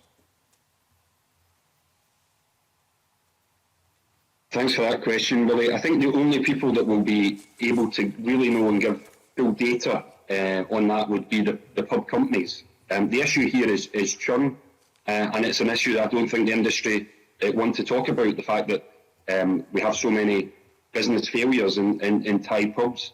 As Greg Mulholland said, the number one reason for pubs closing is that publicans can't make an income, and we know things are particularly tough in the tied sector. I am aware from evidence that the Pubs Advisory Service have sent to me that at least one pub company has an average tenure of around 9 months. We can see the churn in our communities with the to let signs on pubs. You can also see the churn on websites like findmypub.com, which show about 60 pubs up for lease at the moment. But I would just refer to what I said earlier about what the pubcos have said in relation to the England and Wales code, that actually tenure has increased, they've said, as a result of introduction of the code in England and Wales. Mm-hmm. Mm-hmm. Do you think the failure rate, though, is something that you can address, or we can address by the provisions posed by you in the bill? And how would we address them, do you think? Yeah, well, I very much do. I mean, I think if as I said earlier, the main reason why pubs are failing is because of the publicans are failing to make an income. But there's an issue here, particularly in the tie sector, that we have profitable pubs, that publicans aren't getting a fair share of those profits. So if we have fair share of risk and reward, then publicans can have that security and have that rebalance, which will allow them to sustain and grow their business. And also, if we have, they exercise the MRO option, then they potentially have the opportunity to have greater flexibility in order to sustain, grow, and make their business more viable. Okay, Neil, thanks very much for that, Convener. Quite happy to let colleagues come in and ask Neil their questions. Thank you. Maurice Golden. Thank you, Convener. The Scottish Government study found that there is no part of the pub sector in Scotland that is at significant detriment Furthermore, there was a voluntary code introduced in 2016. The evidence the committee has received from Tide pub tenants suggests that the awareness of the code is low. Do you think that a voluntary code, if it were promoted and communicated more effectively, would help address the issue that you intend to legislate on? Well, thanks for that question, Maurice. You referred to the Scottish Government study. The problem with the Scottish Government study is it only spoke to 25 pubs, and only 10 of them were fully tied. And the CAMRA study that's looked at this spoke to 200 Scottish tied pubs. The committee's heard from nearly 100 tied pubs in the tenant survey. I've heard from well over 100 tied pubs as well. So I think there's an issue with the Scottish Government study. In terms of actually the scale of the pubs and the scale of the issue that they've looked into. I think the weight of the evidence and the body of the evidence from other sources far outweighs that. In terms of the voluntary code, I mean, I've just referred what I said earlier. Self-regulation has failed. Tenants have told me that. Tenants have told you that. 93% of tenants who completed the tenant survey I've said that. 93% of people who responded to my consultation have said that. But also we've had 4 House of Commons Select Committee reports that looked at this issue, that deemed self-regulation had failed. The pubcos were given 10 years. They had 6 different versions of the code, the voluntary code, and time after time they failed to put their own house in order. The voluntary code is exactly that. It's voluntary. It doesn't cover all the pubs in Scotland. It covers about 72% of pubs, but it doesn't deal with the fundamental problems of fair share, of risk and reward, and also tenants don't have confidence in it. And there's a real issue there that we need to address by having an independent adjudicator and the code. Thank you, Neil. Just one supplementary on that regarding the differences between Scotland and England and Wales, because you've been making the comparison, yet the market is significantly different between Scotland and England and Wales. So I just wondered whether the same legislation, therefore, may not be as applicable in Scotland as opposed to a different market in England and Wales. Well, although the number of tied outlets in Scotland is relatively smaller than England and Wales, and nobody is disputing that, it's still part of a UK tied pub sector, and the sector is operated in the same way. So although the numbers are different, it's the principle here that we have tenants in England and Wales who have the same pubco as their landlord, have statutory protection, have access to an independent adjudicator and code, and the tenants of the same pubcos in Scotland, hundreds of them, don't. And we need to redress that balance. We need to ensure that tenants in Scotland have those same rights. I think that's a matter of principle. But we also have, as I say, 750 at least tied pubs in Scotland who need that statutory protection.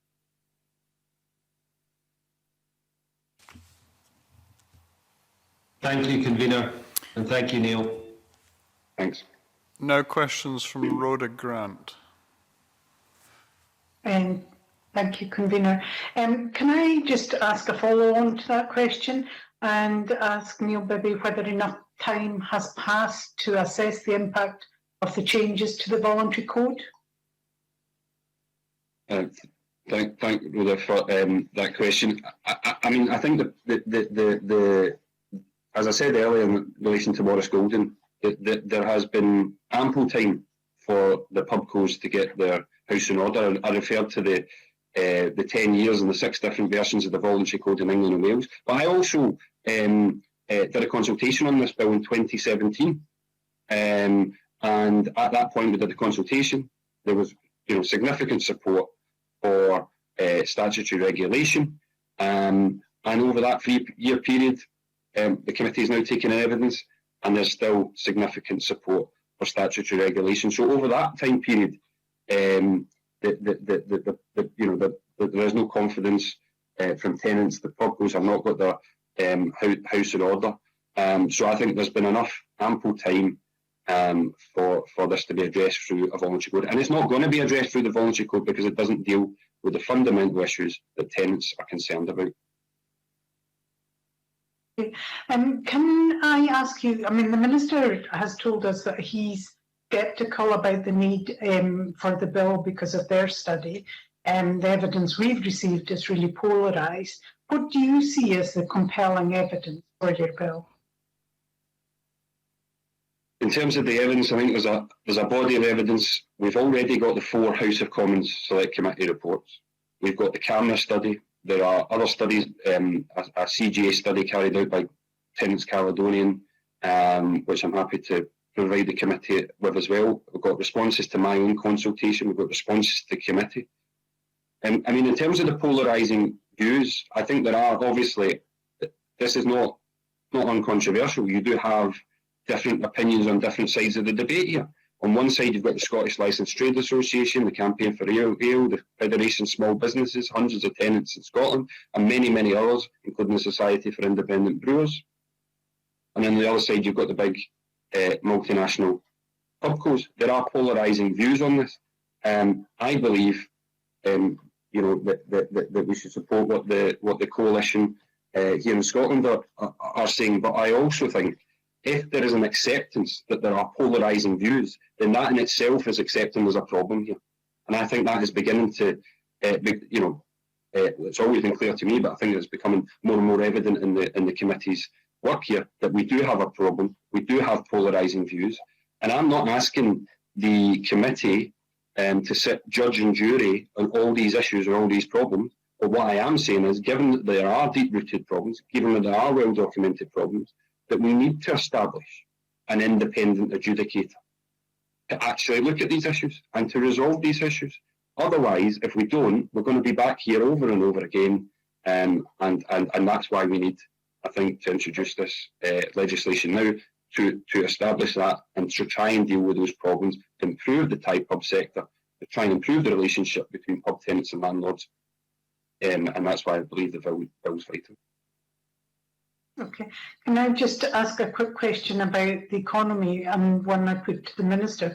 How would your bill support the economy? We're in a bad place at the moment because of COVID-19. The pub sector is in a really bad place at the moment.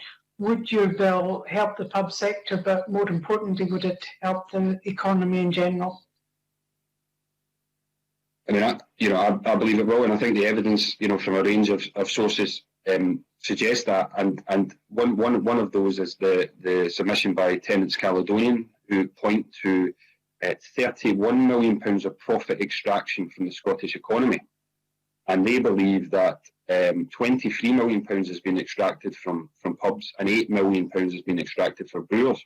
So there's an issue here not just for the pubs, but for the Scottish brewers as well. So it's estimated around £31 million has been extracted from the economy.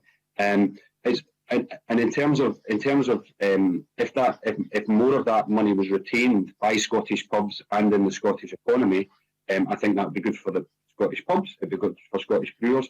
But I also think you've got to see there's potential benefits of investment in the real economy as well. For example, a lot of the pubcos, when they're talking about investment, will have big contracts with big procurement companies.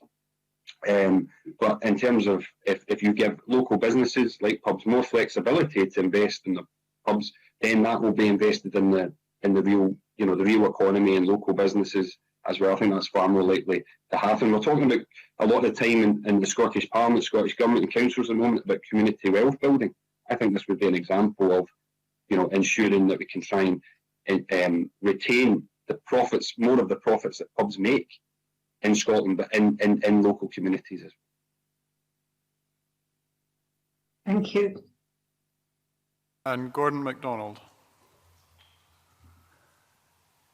Thanks, Convener. It's a follow-on to Wally Coffey's questions.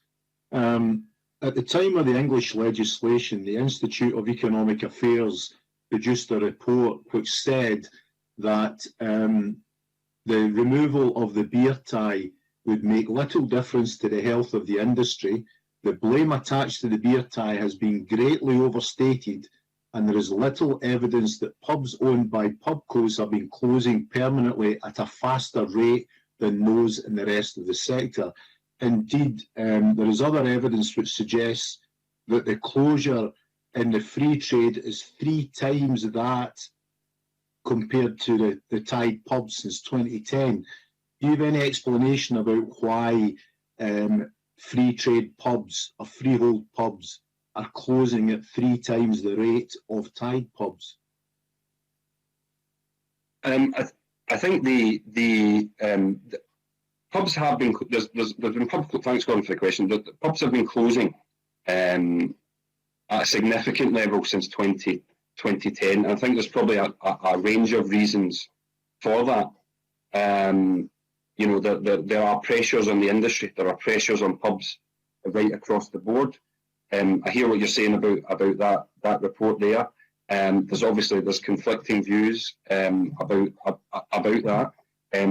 Those issues in that report didn't persuade the select committees before they proceeded with legislation. But I also don't think that issue deals with the issue of churn. I think that we see significant churn and in the Thai pub sector where businesses are failing. The pubs may still be there, but we see significant churn and business failures in the Thai pub model, and that's what we need to try and rebalance, because a lot of these pubs are making profits, profitable pubs, but publicans just can't make it look. You've also got the situation where freehold pubs are for sale and will change ownership. So there is churn within the freehold market as well as within the Tide pub sector.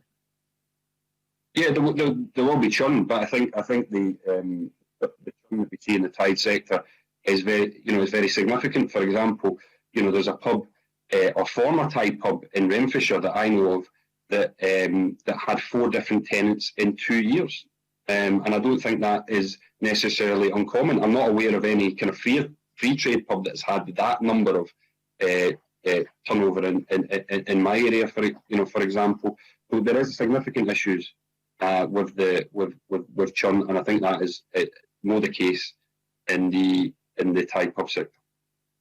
Okay, thank you. Thank you. Questions now from Colin Beattie. Thank you, Convener.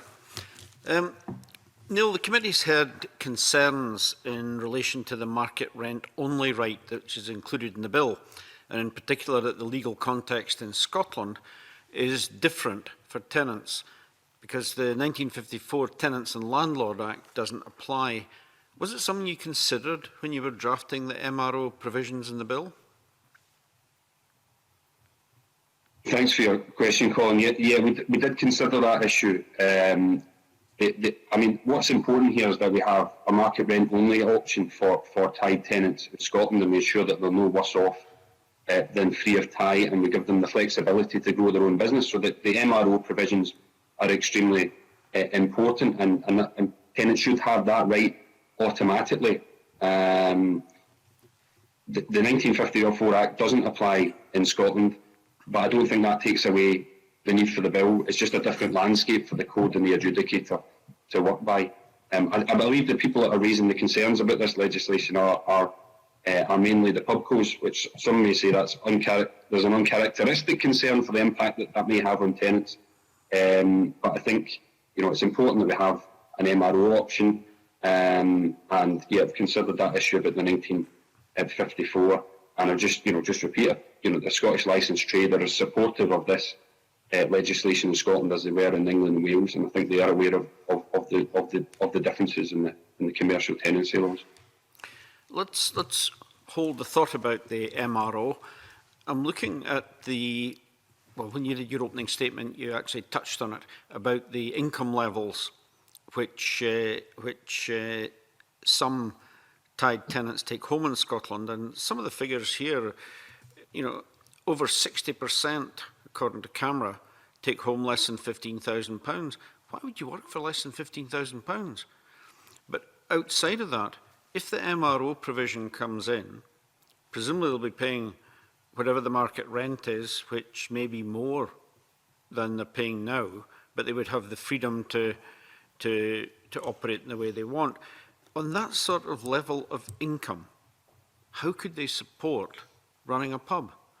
I mean, even if, you know, the SBPA say that the average take-home pay for a tied tenant in Scotland was actually 38,000. But 96, according to the same SBPA, they say that 96% of respondents earned over 18,200 a year. This is not a big money for running a pub. This is, you know, unsociable hours, hard work. Usually it's a husband and wife team quite frequently running it. How can they support that independent business? That's a really good question, Colin. I think you make a very valid point there. I mean, the amount of money that tied tenants have in income is they are struggling to make ends meet. They're on the brink. The CAMRA study, as you said, mentioned that 65% of tenants are on under £15,000 a year. It is, you know, really tough. And at the same time, we have, you know, the pubs are making significant profits. I think it was highlighted to you in the evidence session 2 weeks ago that Enterprise Inns, who are typical of the UK operation, take around 80% of the pub's profits compared to 20% that goes to the tenant, and that's not uncommon from the experiences I've discussed with 5 pub tenants here in Scotland. So it is a real issue, and at the same time we've got, you know, Star Bars and pubs owned by Heineken, who earlier this year reported a profit of €832 million earlier this year. So we've got a huge disparity between the tied tenants in Scotland on the ground and the big profits of the multinational pubcos or the brewers, and in Heineken's case, the second biggest brewer in the world, and how much that they are making. You mentioned the figure of £38,000 was mentioned by the British Beer and Pub Association. The Scottish Licensed Trade Association said they don't recognise that figure. I don't recognise that figure. I've spoken to many tenants in Scotland who would say that the amount of income they have is not much more than what was identified by the CAMRA study. So times are really tough. Tenants I've said in relation to that claim of 38,000, they've said things like, that's nonsense, no chance. There's some things I can't repeat to the committee about what tenants have said about that claim of 38,000 income. And I think they feel that figure that's been quoted there, about 38,000, is not accurate and is misleading the committee as to the nature of income by tied tenants in Scotland. No, I think these figures are actually really important. Do you have any data that shows that tied tenants struggle compared with other subsectors of the pub market? Any comparative figures there? I mean, I refer to the studies that I've mentioned before about the CAMRA study that mentioned that 60% had less than 15k. In the same study, 74% felt they were worse off because of the tie, and 96% of them felt reduced rent did not take fully into account the higher prices paid for tied products. And that reinforces other stuff, like the Federation of Small Businesses have said that 76% of tenants believe that pubcos took too much of the profits. So there's a range of kind of views there about how the tied sector is hit hard by this. And I think you also heard examples of Paul Waterston was talking about the markup on beer. If it's £35 to £40 extra for a keg of beer, and you've got 1,000 kegs, you sell 1,000 kegs a year, that's £35,000 to £40,000, worse off you are as a result of the tie. And I'm happy to provide. I mentioned earlier the study that Tenant Caledonian have commissioned on this, and I'm happy to provide that to the committee if that's helpful. That'd be really useful, because looking at this, if somebody's taking home less than 15,000, even if all these issues that you're talking about in terms of income constraints go away, if they tripled their income, they would still not be bankable. They would still struggle to get loans to develop their business and so on. At that sort of level, they're going to have to go up 5, 6, 7 times in order to be able to afford the sort of renovations and so on that they need to do in their pubs, because pubs wear out, people use them, they need to be refurbished from time to time. And my concern on this is, are we actually working on the basis that these people are going to do what? Get loans from banks? Get loans from where? The issue here is, I'm not going to prescribe to Thai publicans what they should do with their business. This is about the principle of allowing them a fairer share of risk and reward. It's about giving them extra leverage to demand a fairer deal from their pubco, and it's also about giving them the flexibility if they wish to go MRO. If they don't believe that would actually be, that would make them better off. If they don't think going MRO would be in their interest, they wouldn't need to exercise that. But tenants, consistently are saying to me that they could be £20,000 a year better off if they were free of Thai, and if they were £20,000 a year better off free of Thai, that is a significant amount of money to invest in their business. That's a significant amount of money to invest in the bricks and mortar. But I also thought Tom Stainer, the campaign for Real Ale, made a really important point. If you have more of the profits retained by the local pubs here in Scotland, it's not just about investment in bricks and mortar. They could invest in taking on staff. They could invest in marketing. They could invest in different ways in creating jobs. They could also, as I mentioned earlier, decide to do investment that uses more local businesses in their area. So I think, generally speaking, if there was that MRO option exercised, tenants would be better off. But also, it gives, by passing this legislation, we give the tenants the leverage to get a fairer deal out of the pub company, to ensure that the pub company keeps them on a tie. Just one last point. I think what you're saying there is very laudable, and I don't think that anybody should be on this level of income, given the hard work that's needed to run a pub. But I wonder how much leverage actually does somebody on that sort of net income level have when it comes to taking over their business and running it independently. It's quite a cliff to climb.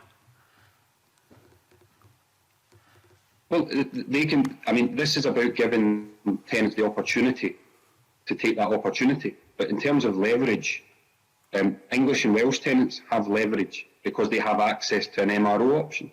There are trigger points in that, which has resulted in a backlog of cases which are now being worked through. But there is no leverage for Thai tenants in Scotland.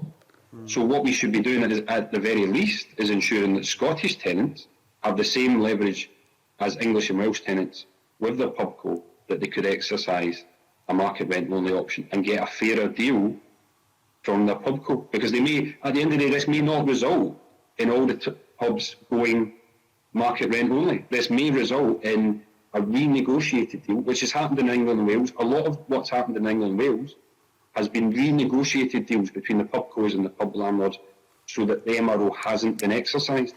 And I think that would be a positive thing. And I think that would be, I'm happy to provide figures to the committee in relation to the number of renegotiated deals that has been in England and Wales. I think off the top of my head there's about 400, 500. So that is important to consider as well. You don't have to exercise the MRO, but you have the leverage to demand a fairer deal from the pub company. Thank you, Neil. Thank you, Convener. Now, a question from Richard Lyle. Thank you, Convener. Good morning, Neil. I'd like to look at the support companies gave to the pub trade during the pandemic. What did you make of the support provided by pub companies to tenants through the ongoing pandemic? What's your view? I think generally speaking that the pubcos didn't treat tenants fairly during this crisis. I think it's an important question. I think it's a good question. This is a really tough time for the tenants. This is a really tough time for publicans. Many of them are now working many long hours just to kind of break even, and many of them are not making any money at all. I think the biggest bone of contention during the coronavirus crisis was that pubcos were charging rent on lockdown pubs, and there's been no income for tenants during that period, and that's been crippling. Many have gone into debt. I think you've had testimony from one Thai publican to the committee talking about the thousands of pounds of debt that they have been going into. Whilst for the pubcos, it's not been on the same level. They've had a cash flow interruption, and I've mentioned Heineken's profits from the first part of the year being €832 million. Some pubcos did act. I think Admiral Taverns did act to cancel rent very early in the process, but others, like I've given evidence, haven't been as supportive of their tenants. That campaigners had to introduce a wall of shame to shame some of the pub companies into giving rent cancellations and rent deferrals. So I think there's been there's been an inadequacy in the response from the pubcos to the crisis, and that's coming from the tenants, directly. At the end of the day, the rent they're paying. At the end of the day, the rent they're meant to be paying is rent based on turnover, and their turnover has been zero, and that hasn't been properly accommodated. And I think there's another issue. I believe there's a section in the voluntary code which talks about, compensating tenants for a loss of income for issues out of their control. Well, you can't get a better example than that in coronavirus, and I don't think tenants believe that they have been, properly compensated in that regard. So in last week's panel, we heard from Edith McFries about the support being provided, particularly by our company Hawthorne. Do you accept that most companies have helped their tenants keep their businesses open? With beer, we even got told that most beer had to be, because it goes off, had to be thrown away or taken away and replaced. Would this have happened if pubs weren't tied? In terms of the support that you mentioned that's been outlined for pub companies, I think that's quite right. I think pub companies should be supporting their Thai tenants. It's in their interest to keep the tenants viable, so they should be doing that. The fact is, there's been a different picture from different pubcos in relation to some may be better than others. But we should have statutory code and statutory regulation to ensure that all pubcos are treating their tenants properly. In relation to the beer credits and the beer being destroyed, I have spoken to a number of Thai tenants who still are waiting on the cash in relation to beer credits. So even that issue that's being flagged up as potential area that the pub companies have supported their tenants isn't necessarily the experience that tenants are finding on the ground. Can you confirm that your own policy memorandum acknowledges there's a direct consequence of this bill passing, and that could be pub closures? Do you want to comment on that? The policy memorandum has been what I've said about pub closures in the policy memorandum has been taken out of context. What I have said is this bill is about sustaining and protecting pubs. It's about investing in pubs. It's about allowing them to grow and sustain. And that's been taken out of context. What the referral in the policy memorandum was basing on what the pubcos had threatened in terms of their behaviour if legislation was to go through, that they would close pubs. So it's not my view that pubs would close. I believe this bill will sustain and has the potential to sustain and grow numbers in the pub industry. Okay. Thanks, Neil. Thanks, Convener. Thank you. Now questions from Alison Harris. Morning, Neil. One of the aims of the bill is to improve the process for tenants who wish to seek an MRO in Scotland, but removing the various trigger points. What consideration have you given to the impact these changes could have? So the removal of the trigger points is something that we considered very carefully in drafting. There are trigger points in the English and Wales system. I think that was introduced to avoid a big rush of tenants applying for MRO.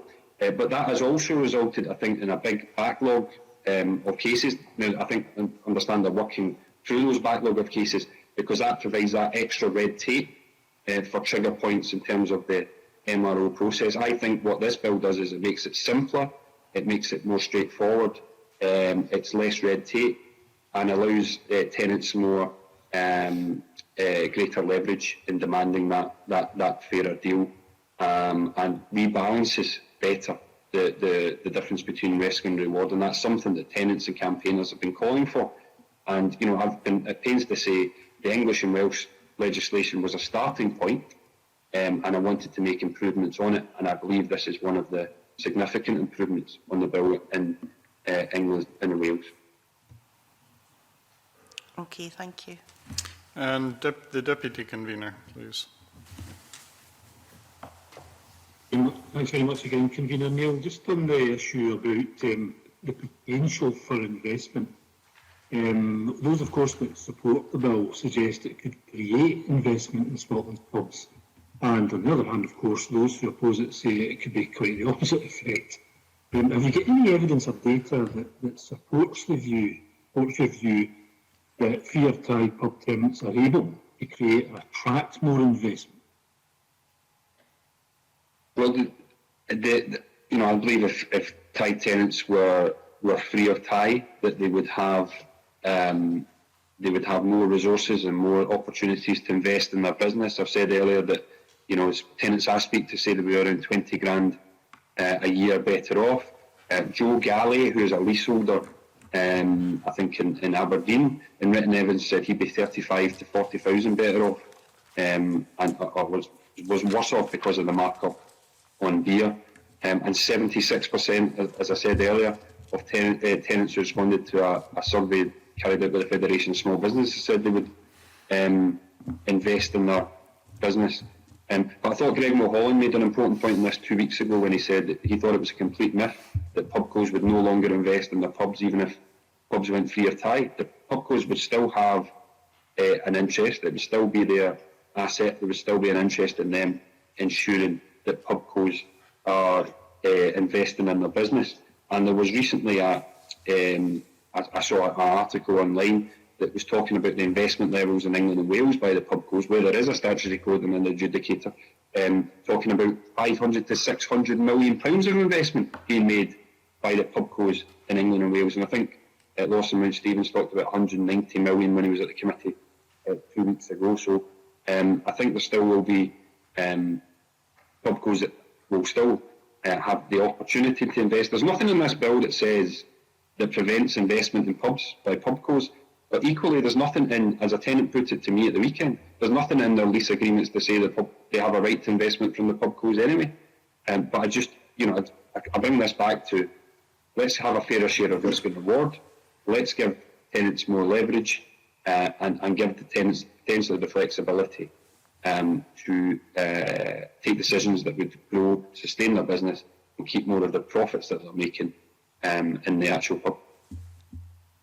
Okay, thanks for that, Neil. Thanks, Convener. Thank you, Gordon MacDonald. Thank you very much, Convener. I have a couple of areas I wanted to ask you some questions on, Neil. The first one is the mission by the Scottish Courts and Tribunal Service regarding Section 9 of the bill. So what they've said is that the Sheriff Appeal Court only deals with appeals from the Sheriff Court, and your bill would require a new process which would require an investment from the Courts and Tribunal Service. So why was this additional cost not reflected in the financial memorandum? Could I bring in Nick to talk about that? Okay.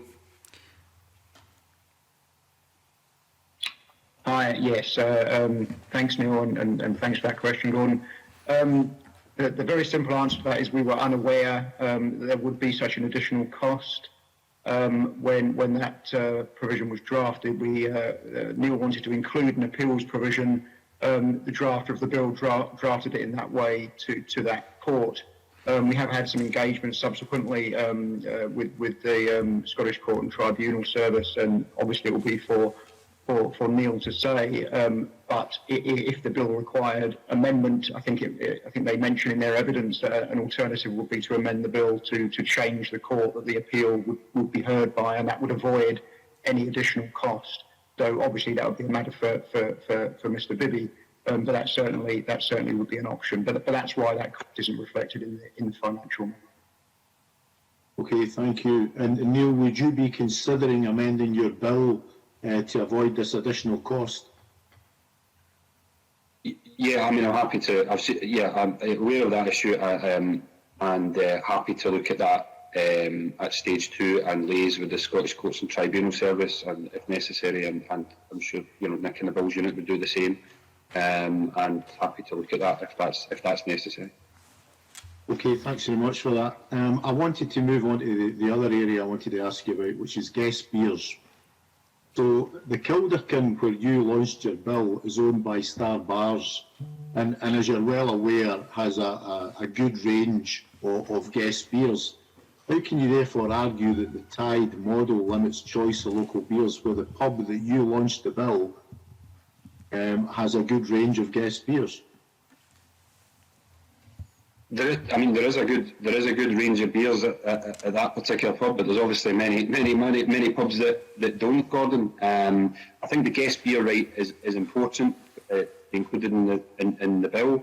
I think it's important to give an opportunity for access to the Tide market. We've heard the problems that there's been from the Society of Independent Brewers about access to the market, and we're saying that they've only got relatively small access. So we want to, I think this is about giving publicans the opportunity to stock, more beers, a beer that they want, and also allows consumers the opportunity to demand what more choice at the bar. There's also the economics of this and the economics of the beer tie. I understand the committee's own focus group said they wanted to. One tenant said they wanted to support local economy, local products, but they can't because of the tie. And in some markets, customers are demanding local products. They can't provide it due to the tie, and it makes it unaffordable to stock. So it's not just an issue of.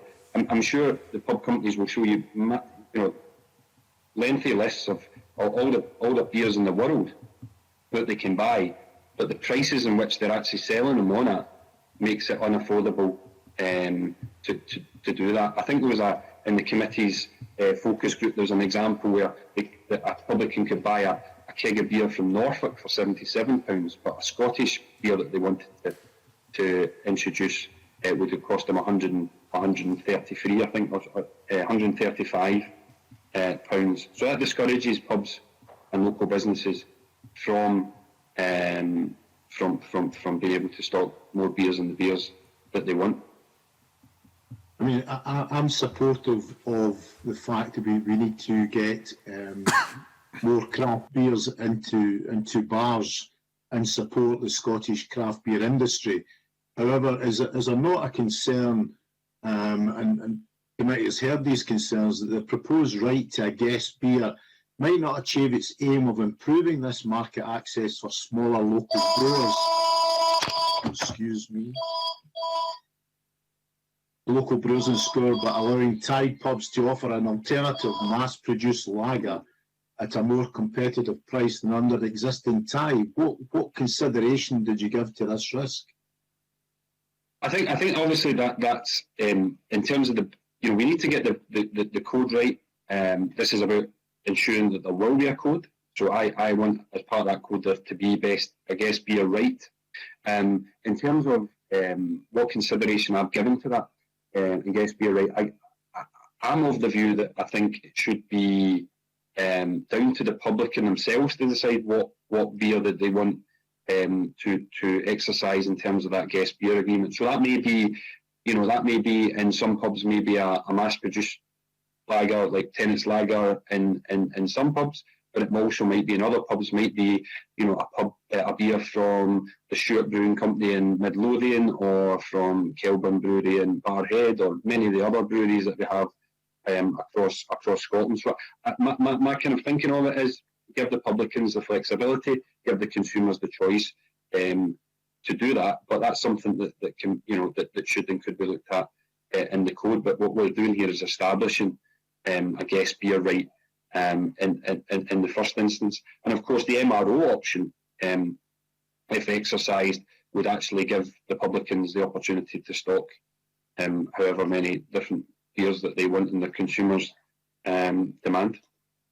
But if this is about supporting the Scottish craft beer industry, surely we should be encouraging publicans to take up the SIBA Beer Flex option, and maybe we should be saying to publicans that they should be, if they have a guest beer, they should be buying from the local brewery that's on their doorstep, because they'd be supporting the industry on their doorstep.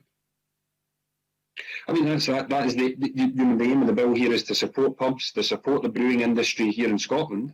And I think it's for the publicans to make the decisions that they want in terms of the beers that they want to get into their pubs, and that the consumers are demanding. So I think it's about giving the pubs the flexibility, the rights to stock the beers that they want, and I think there is a great demand out there for Scottish beers, Scottish produce, that currently is being underrepresented, and access has been restricted, as you've heard from the Society of Independent Brewers and others who represent many of the fine brewing companies we have in Scotland. That needs to change. Something needs to be done to do that. And I again think it's an example of where voluntary codes and voluntary regulation isn't working, because I think the example was under Beerflex that only 1,000 barrels a year were sold under Beerflex. I mean, many pubs do that just on their own. So that's a tiny proportion of the amount of pub beer going into the Thai sector. And I accept that, but this bill, as it currently stands, would not guarantee Scottish craft brewers to get more access to the market.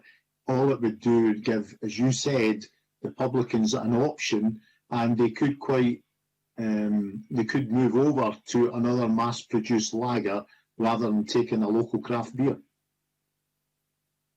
It would present more of an opportunity for Scottish brewers to access Thai sector than they currently have.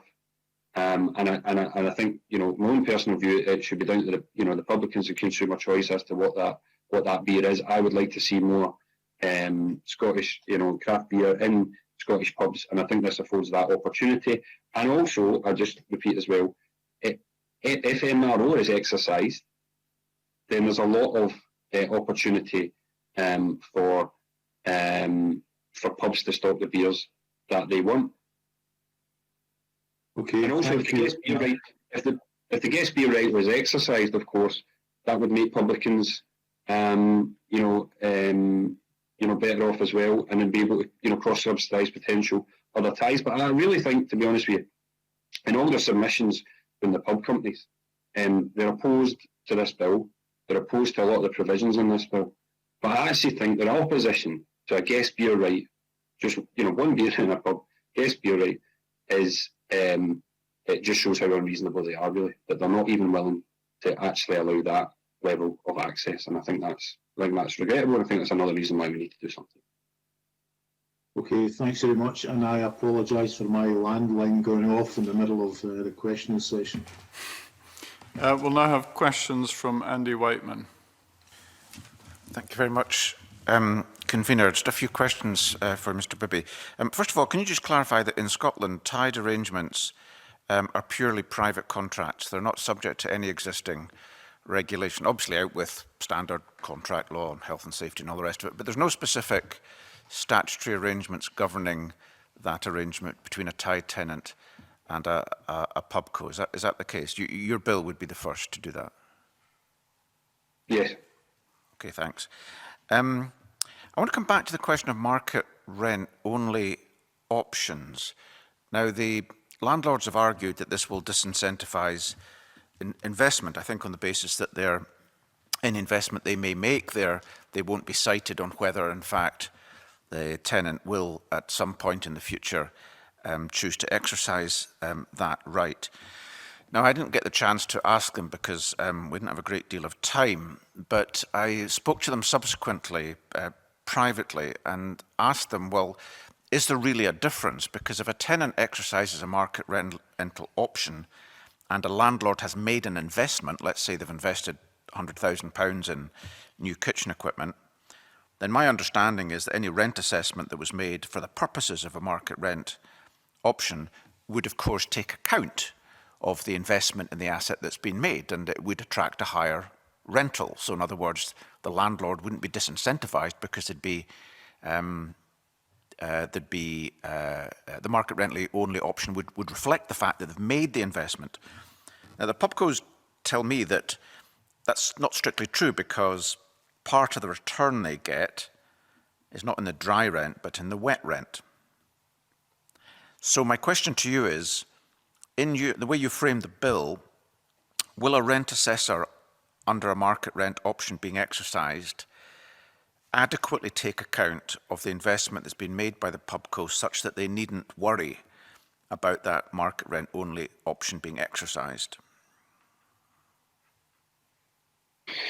I would say broadly yes. I would say so, yes, because I think if you have invested in a property, as you say, Andy, that would be more of the value of that property and the value of that asset would increase. I would probably say so, yes. Okay, but I'm just wondering specifically whether in making a market rent only assessment, whether the bill makes adequate provision for being able to assess the wet rent as part of the pay. But I'm just wanting to be clear as to whether if a tenant exercises a market rent option, whether in your view that rental, the rent option that is then, that the rental that's then set would be an adequate return for the landlord's investment that's been made. In your view, would it? I mean, I think the MRO will either be agreed or there will be an independent rent assessment. I'm happy to consider this further and write to the committee or deal with this at stage 2 if necessary. But I would say we're establishing. There's a lot of there are a lot of issues here, and what obviously the bill that I'm establishing will establish adjudicator, and what the adjudicator's view will count and will be important. I think that's important to say. Yes, I mean, I'm just wanting to be confident that the mechanism that's being chosen will set a fair rent in light of the investment that's been made by the landlord. And on the flip side of that, of course, the Scottish Licensed Trade Association has brought to our attention in supplementary evidence that often this investment is paid back more than the actual investment because of the ongoing wet rent that's there. But if you can bring some clarity to that, I think that's just an uncertainty. And part of the problem with this bill is we've got, in some cases, diametrically conflicting opinions and sets of evidence which we have to try and grapple with. Moving on, Gordon MacDonald asked you a question about pubs closing. I think, as I recall it, in evidence that was given to this committee, there is a difference between pubs closing, in other words, the doors being shuttered up and the pub being closed, and businesses failing. So a pub tenant, their business might fail, they leave, the business has failed. The pub's still there, though, and it'll be either sold or it'll be offered on a managed tenancy, or it'll be offered to a new tied tenant. In other words, the pub won't close, but businesses might fail. Do you want to just comment on the trends in relationship to the actual closure of pubs, where the pub is completely closed and will never come back again, and business failures, which don't necessarily lead to the closure of pubs? Do you have any data on those two different... Sorry, I suppose what I'm asking is, do you have any information on the two different types of closure or interruption, if you like? So I don't. I think in terms of, I mean, obviously there are figures, you know, available on overall numbers of pub closures, which obviously show a decline in the number of pubs, unfortunately, sadly, over a 20-year period. That is regrettable. I don't have the information on churn and business failures. I think Pubcos would be the ones that would be able to provide that figure and that information on churn. I'm aware, obviously, as I said earlier, that I think the Pubs Advisory Service have highlighted something in supplementary evidence about average tenure in one Pubco being around 9 months. There are, if you go online just now, there's around 60 pubs for lease in Scotland, Tide pubs, which is a fair proportion of the 750. And you know, and I think we can see the model. One of the things I would say that's quite sad in this is that I mean, I've tried to progress this bill as quickly as I have, but it's, you know, when you do members' bill, it can take time, particularly when you're trying to deal with complex legislation, when you're trying to learn lessons from England and Wales as you go along. Probably one of the saddest things about the bill, or the length of time it's taken, is when I was doing the consultation in 2017 and I was speaking to Tide tenants, and a number of those, I would say, you know, at least half a dozen that I've seen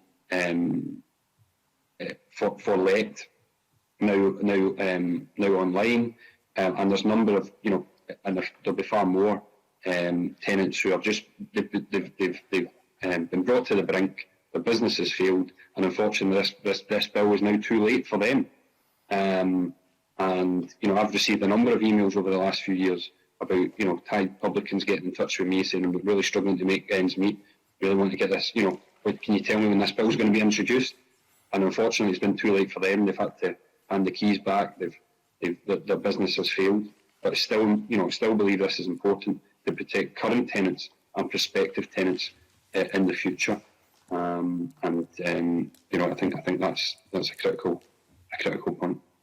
Okay, thank you. You mentioned there a figure of 60 businesses up for rent. Are they all Tide arrangements? That's 60. I had a look online the other day, yeah, that's what it looked like to me. There was around 60 Tide pubs for rent in Scotland just now. Okay, thanks. And obviously, obviously, it's a really difficult time for the pubs, but I think we see a consistently, you know, high churn rate in pubs, irrespective of coronavirus. And one of the criticisms of the bill that's been made to us is that the relatively small number of Tide pubs in Scotland compared to England and Wales, so that whilst it could be argued that the arrangements that have been put in place for England and Wales are proportionate and necessary because they've got a high proportion of Tide pubs, the proportion of Tide pubs in Scotland is far more modest in comparison. So are you satisfied that this bill is a proportionate response to the problems you perceive in the Tide sector in Scotland? Yes, absolutely. I don't think it is a numbers game, but there are still a significant number of Tide pubs in Scotland. There are statutory protections for Tide pub tenants in England and Wales, and there are a considerable number of tenants in Scotland that don't have those statutory protections. And you know, I think we need to ensure that that those rights are in place. It has been said that potentially there would be few cases going to a pubs code adjudicator, very small numbers of cases going to a pubs code adjudicator because of the smaller numbers of pubs in Scotland. But I think, an injustice and an unfairness and exploitation of one Tide pub tenant is one too many. And I would just point to, you know, examples. We have a Scottish housing regulator that dealt with, you know, I think 9 cases last year. So despite the numbers being low in that, you know, I don't think anyone's suggesting that we shouldn't have a Scottish housing regulator. And there are a number of other bodies and statutory bodies and regulatory bodies in Scotland that deal with a small number of organisations, a small number of complaints. So I just think, you know, it's important that we have as a matter of principle, that we have that same statutory protection here in Scotland to afford those tenants the same rates that we get south of the border. Okay, you mentioned the Scottish Housing Regulator. They may only have 9 complaints, but they've got a wide range of other statutory duties as well. But we'll put that to one side. I take the point you're trying to make, and that relates to. I just use that as one example. Yeah, sure. So are you? I mean, I think one of the concerns is that the cost of this is going to be borne by the pub industry ultimately, and their argument is that this will impose a relatively high cost on them per pub in Scotland because there's so few tied pubs. Are you confident that an adjudicator can be put in place that is not going to be accompanied by a sort of large bureaucracy around it? In other words, we could have perhaps a part-time light touch arrangement that will be cost effective, because I think that's the important thing about having adjudicators and regulators and all the rest of it, is that they don't become empire building, that they are structured in such a way that their operations are proportionate, they're nimble, and they don't come at great cost, particularly when that cost is to be borne by the private sector, unlike other regulators like the Scottish Housing Regulator, where the cost is actually borne by the public purse. Are you satisfied that flexible, nimble, cost-effective process can be put in place? Because pubcos aren't. Yeah, no, I hear the pubcos saying that it radically underestimates the costs, but then on the other hand, they say there's far too little pubs and there's going to be too little complaints. I don't think they can have that both ways. That they can say the costs are overestimated and there's not enough numbers to justify it. I have tried. I think I would envisage a part-time adjudicator. I would envisage that. I would envisage something that isn't bureaucratic. I'll come back to what I said previously about the MRO provisions. One of the key things that there's been in England and Wales, and one of the experiences I think I've tried to improve on, is that there's been a big backlog of cases to do with the MRO trigger point. So we've done away with those MRO trigger points in the bill, and that should simplify the process and make it more streamlined. And I would, again, if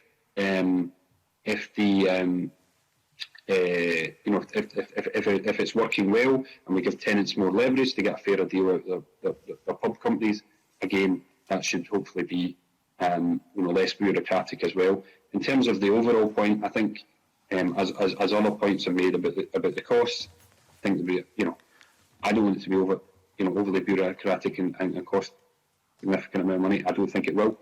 There'll be a small contribution for pubcos to make, and the worst offenders, the more complaints there is about them, the more they will pay. The polluter will pay in that regard. And I've mentioned earlier, these pub companies can well afford a small amount to fund an adjudicator. I've given you an example of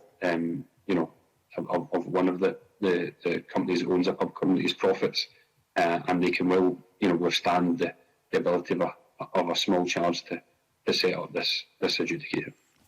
Okay, and finally, I just want to ask you about the coronavirus pandemic, because of course this committee dealt with the Protection of Retail Workers bill, and we were very conscious in scrutinising that bill at stage 1 that, of course, the coronavirus pandemic certainly brought into very sharp relief the contribution that retail workers made, but we cannot legislate for possibly a temporary emergency like this. That's for emergency legislation. What we can legislate, the legislation we have to pass has to endure and has to be able to resolve issues that will endure beyond the pandemic.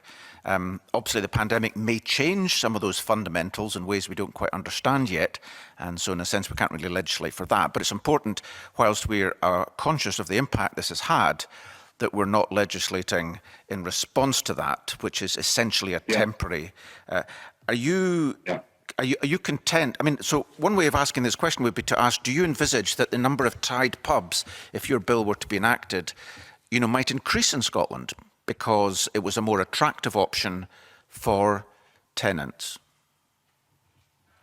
I think possibly yes. I mean, obviously there's a wider issue with the pub sector more generally, but I want there to be a more as I said earlier, a fairer share of risk and reward, the ability for publicans to to have a fairer share of the profits that pubs make, and I want to see the pubs, grow. I mean, obviously, you mentioned the coronavirus pandemic there. This bill was published before the coronavirus pandemic. So I just think the case, there's still deep-rooted issues in the Thai pub sector that were there before the coronavirus, that are there just now.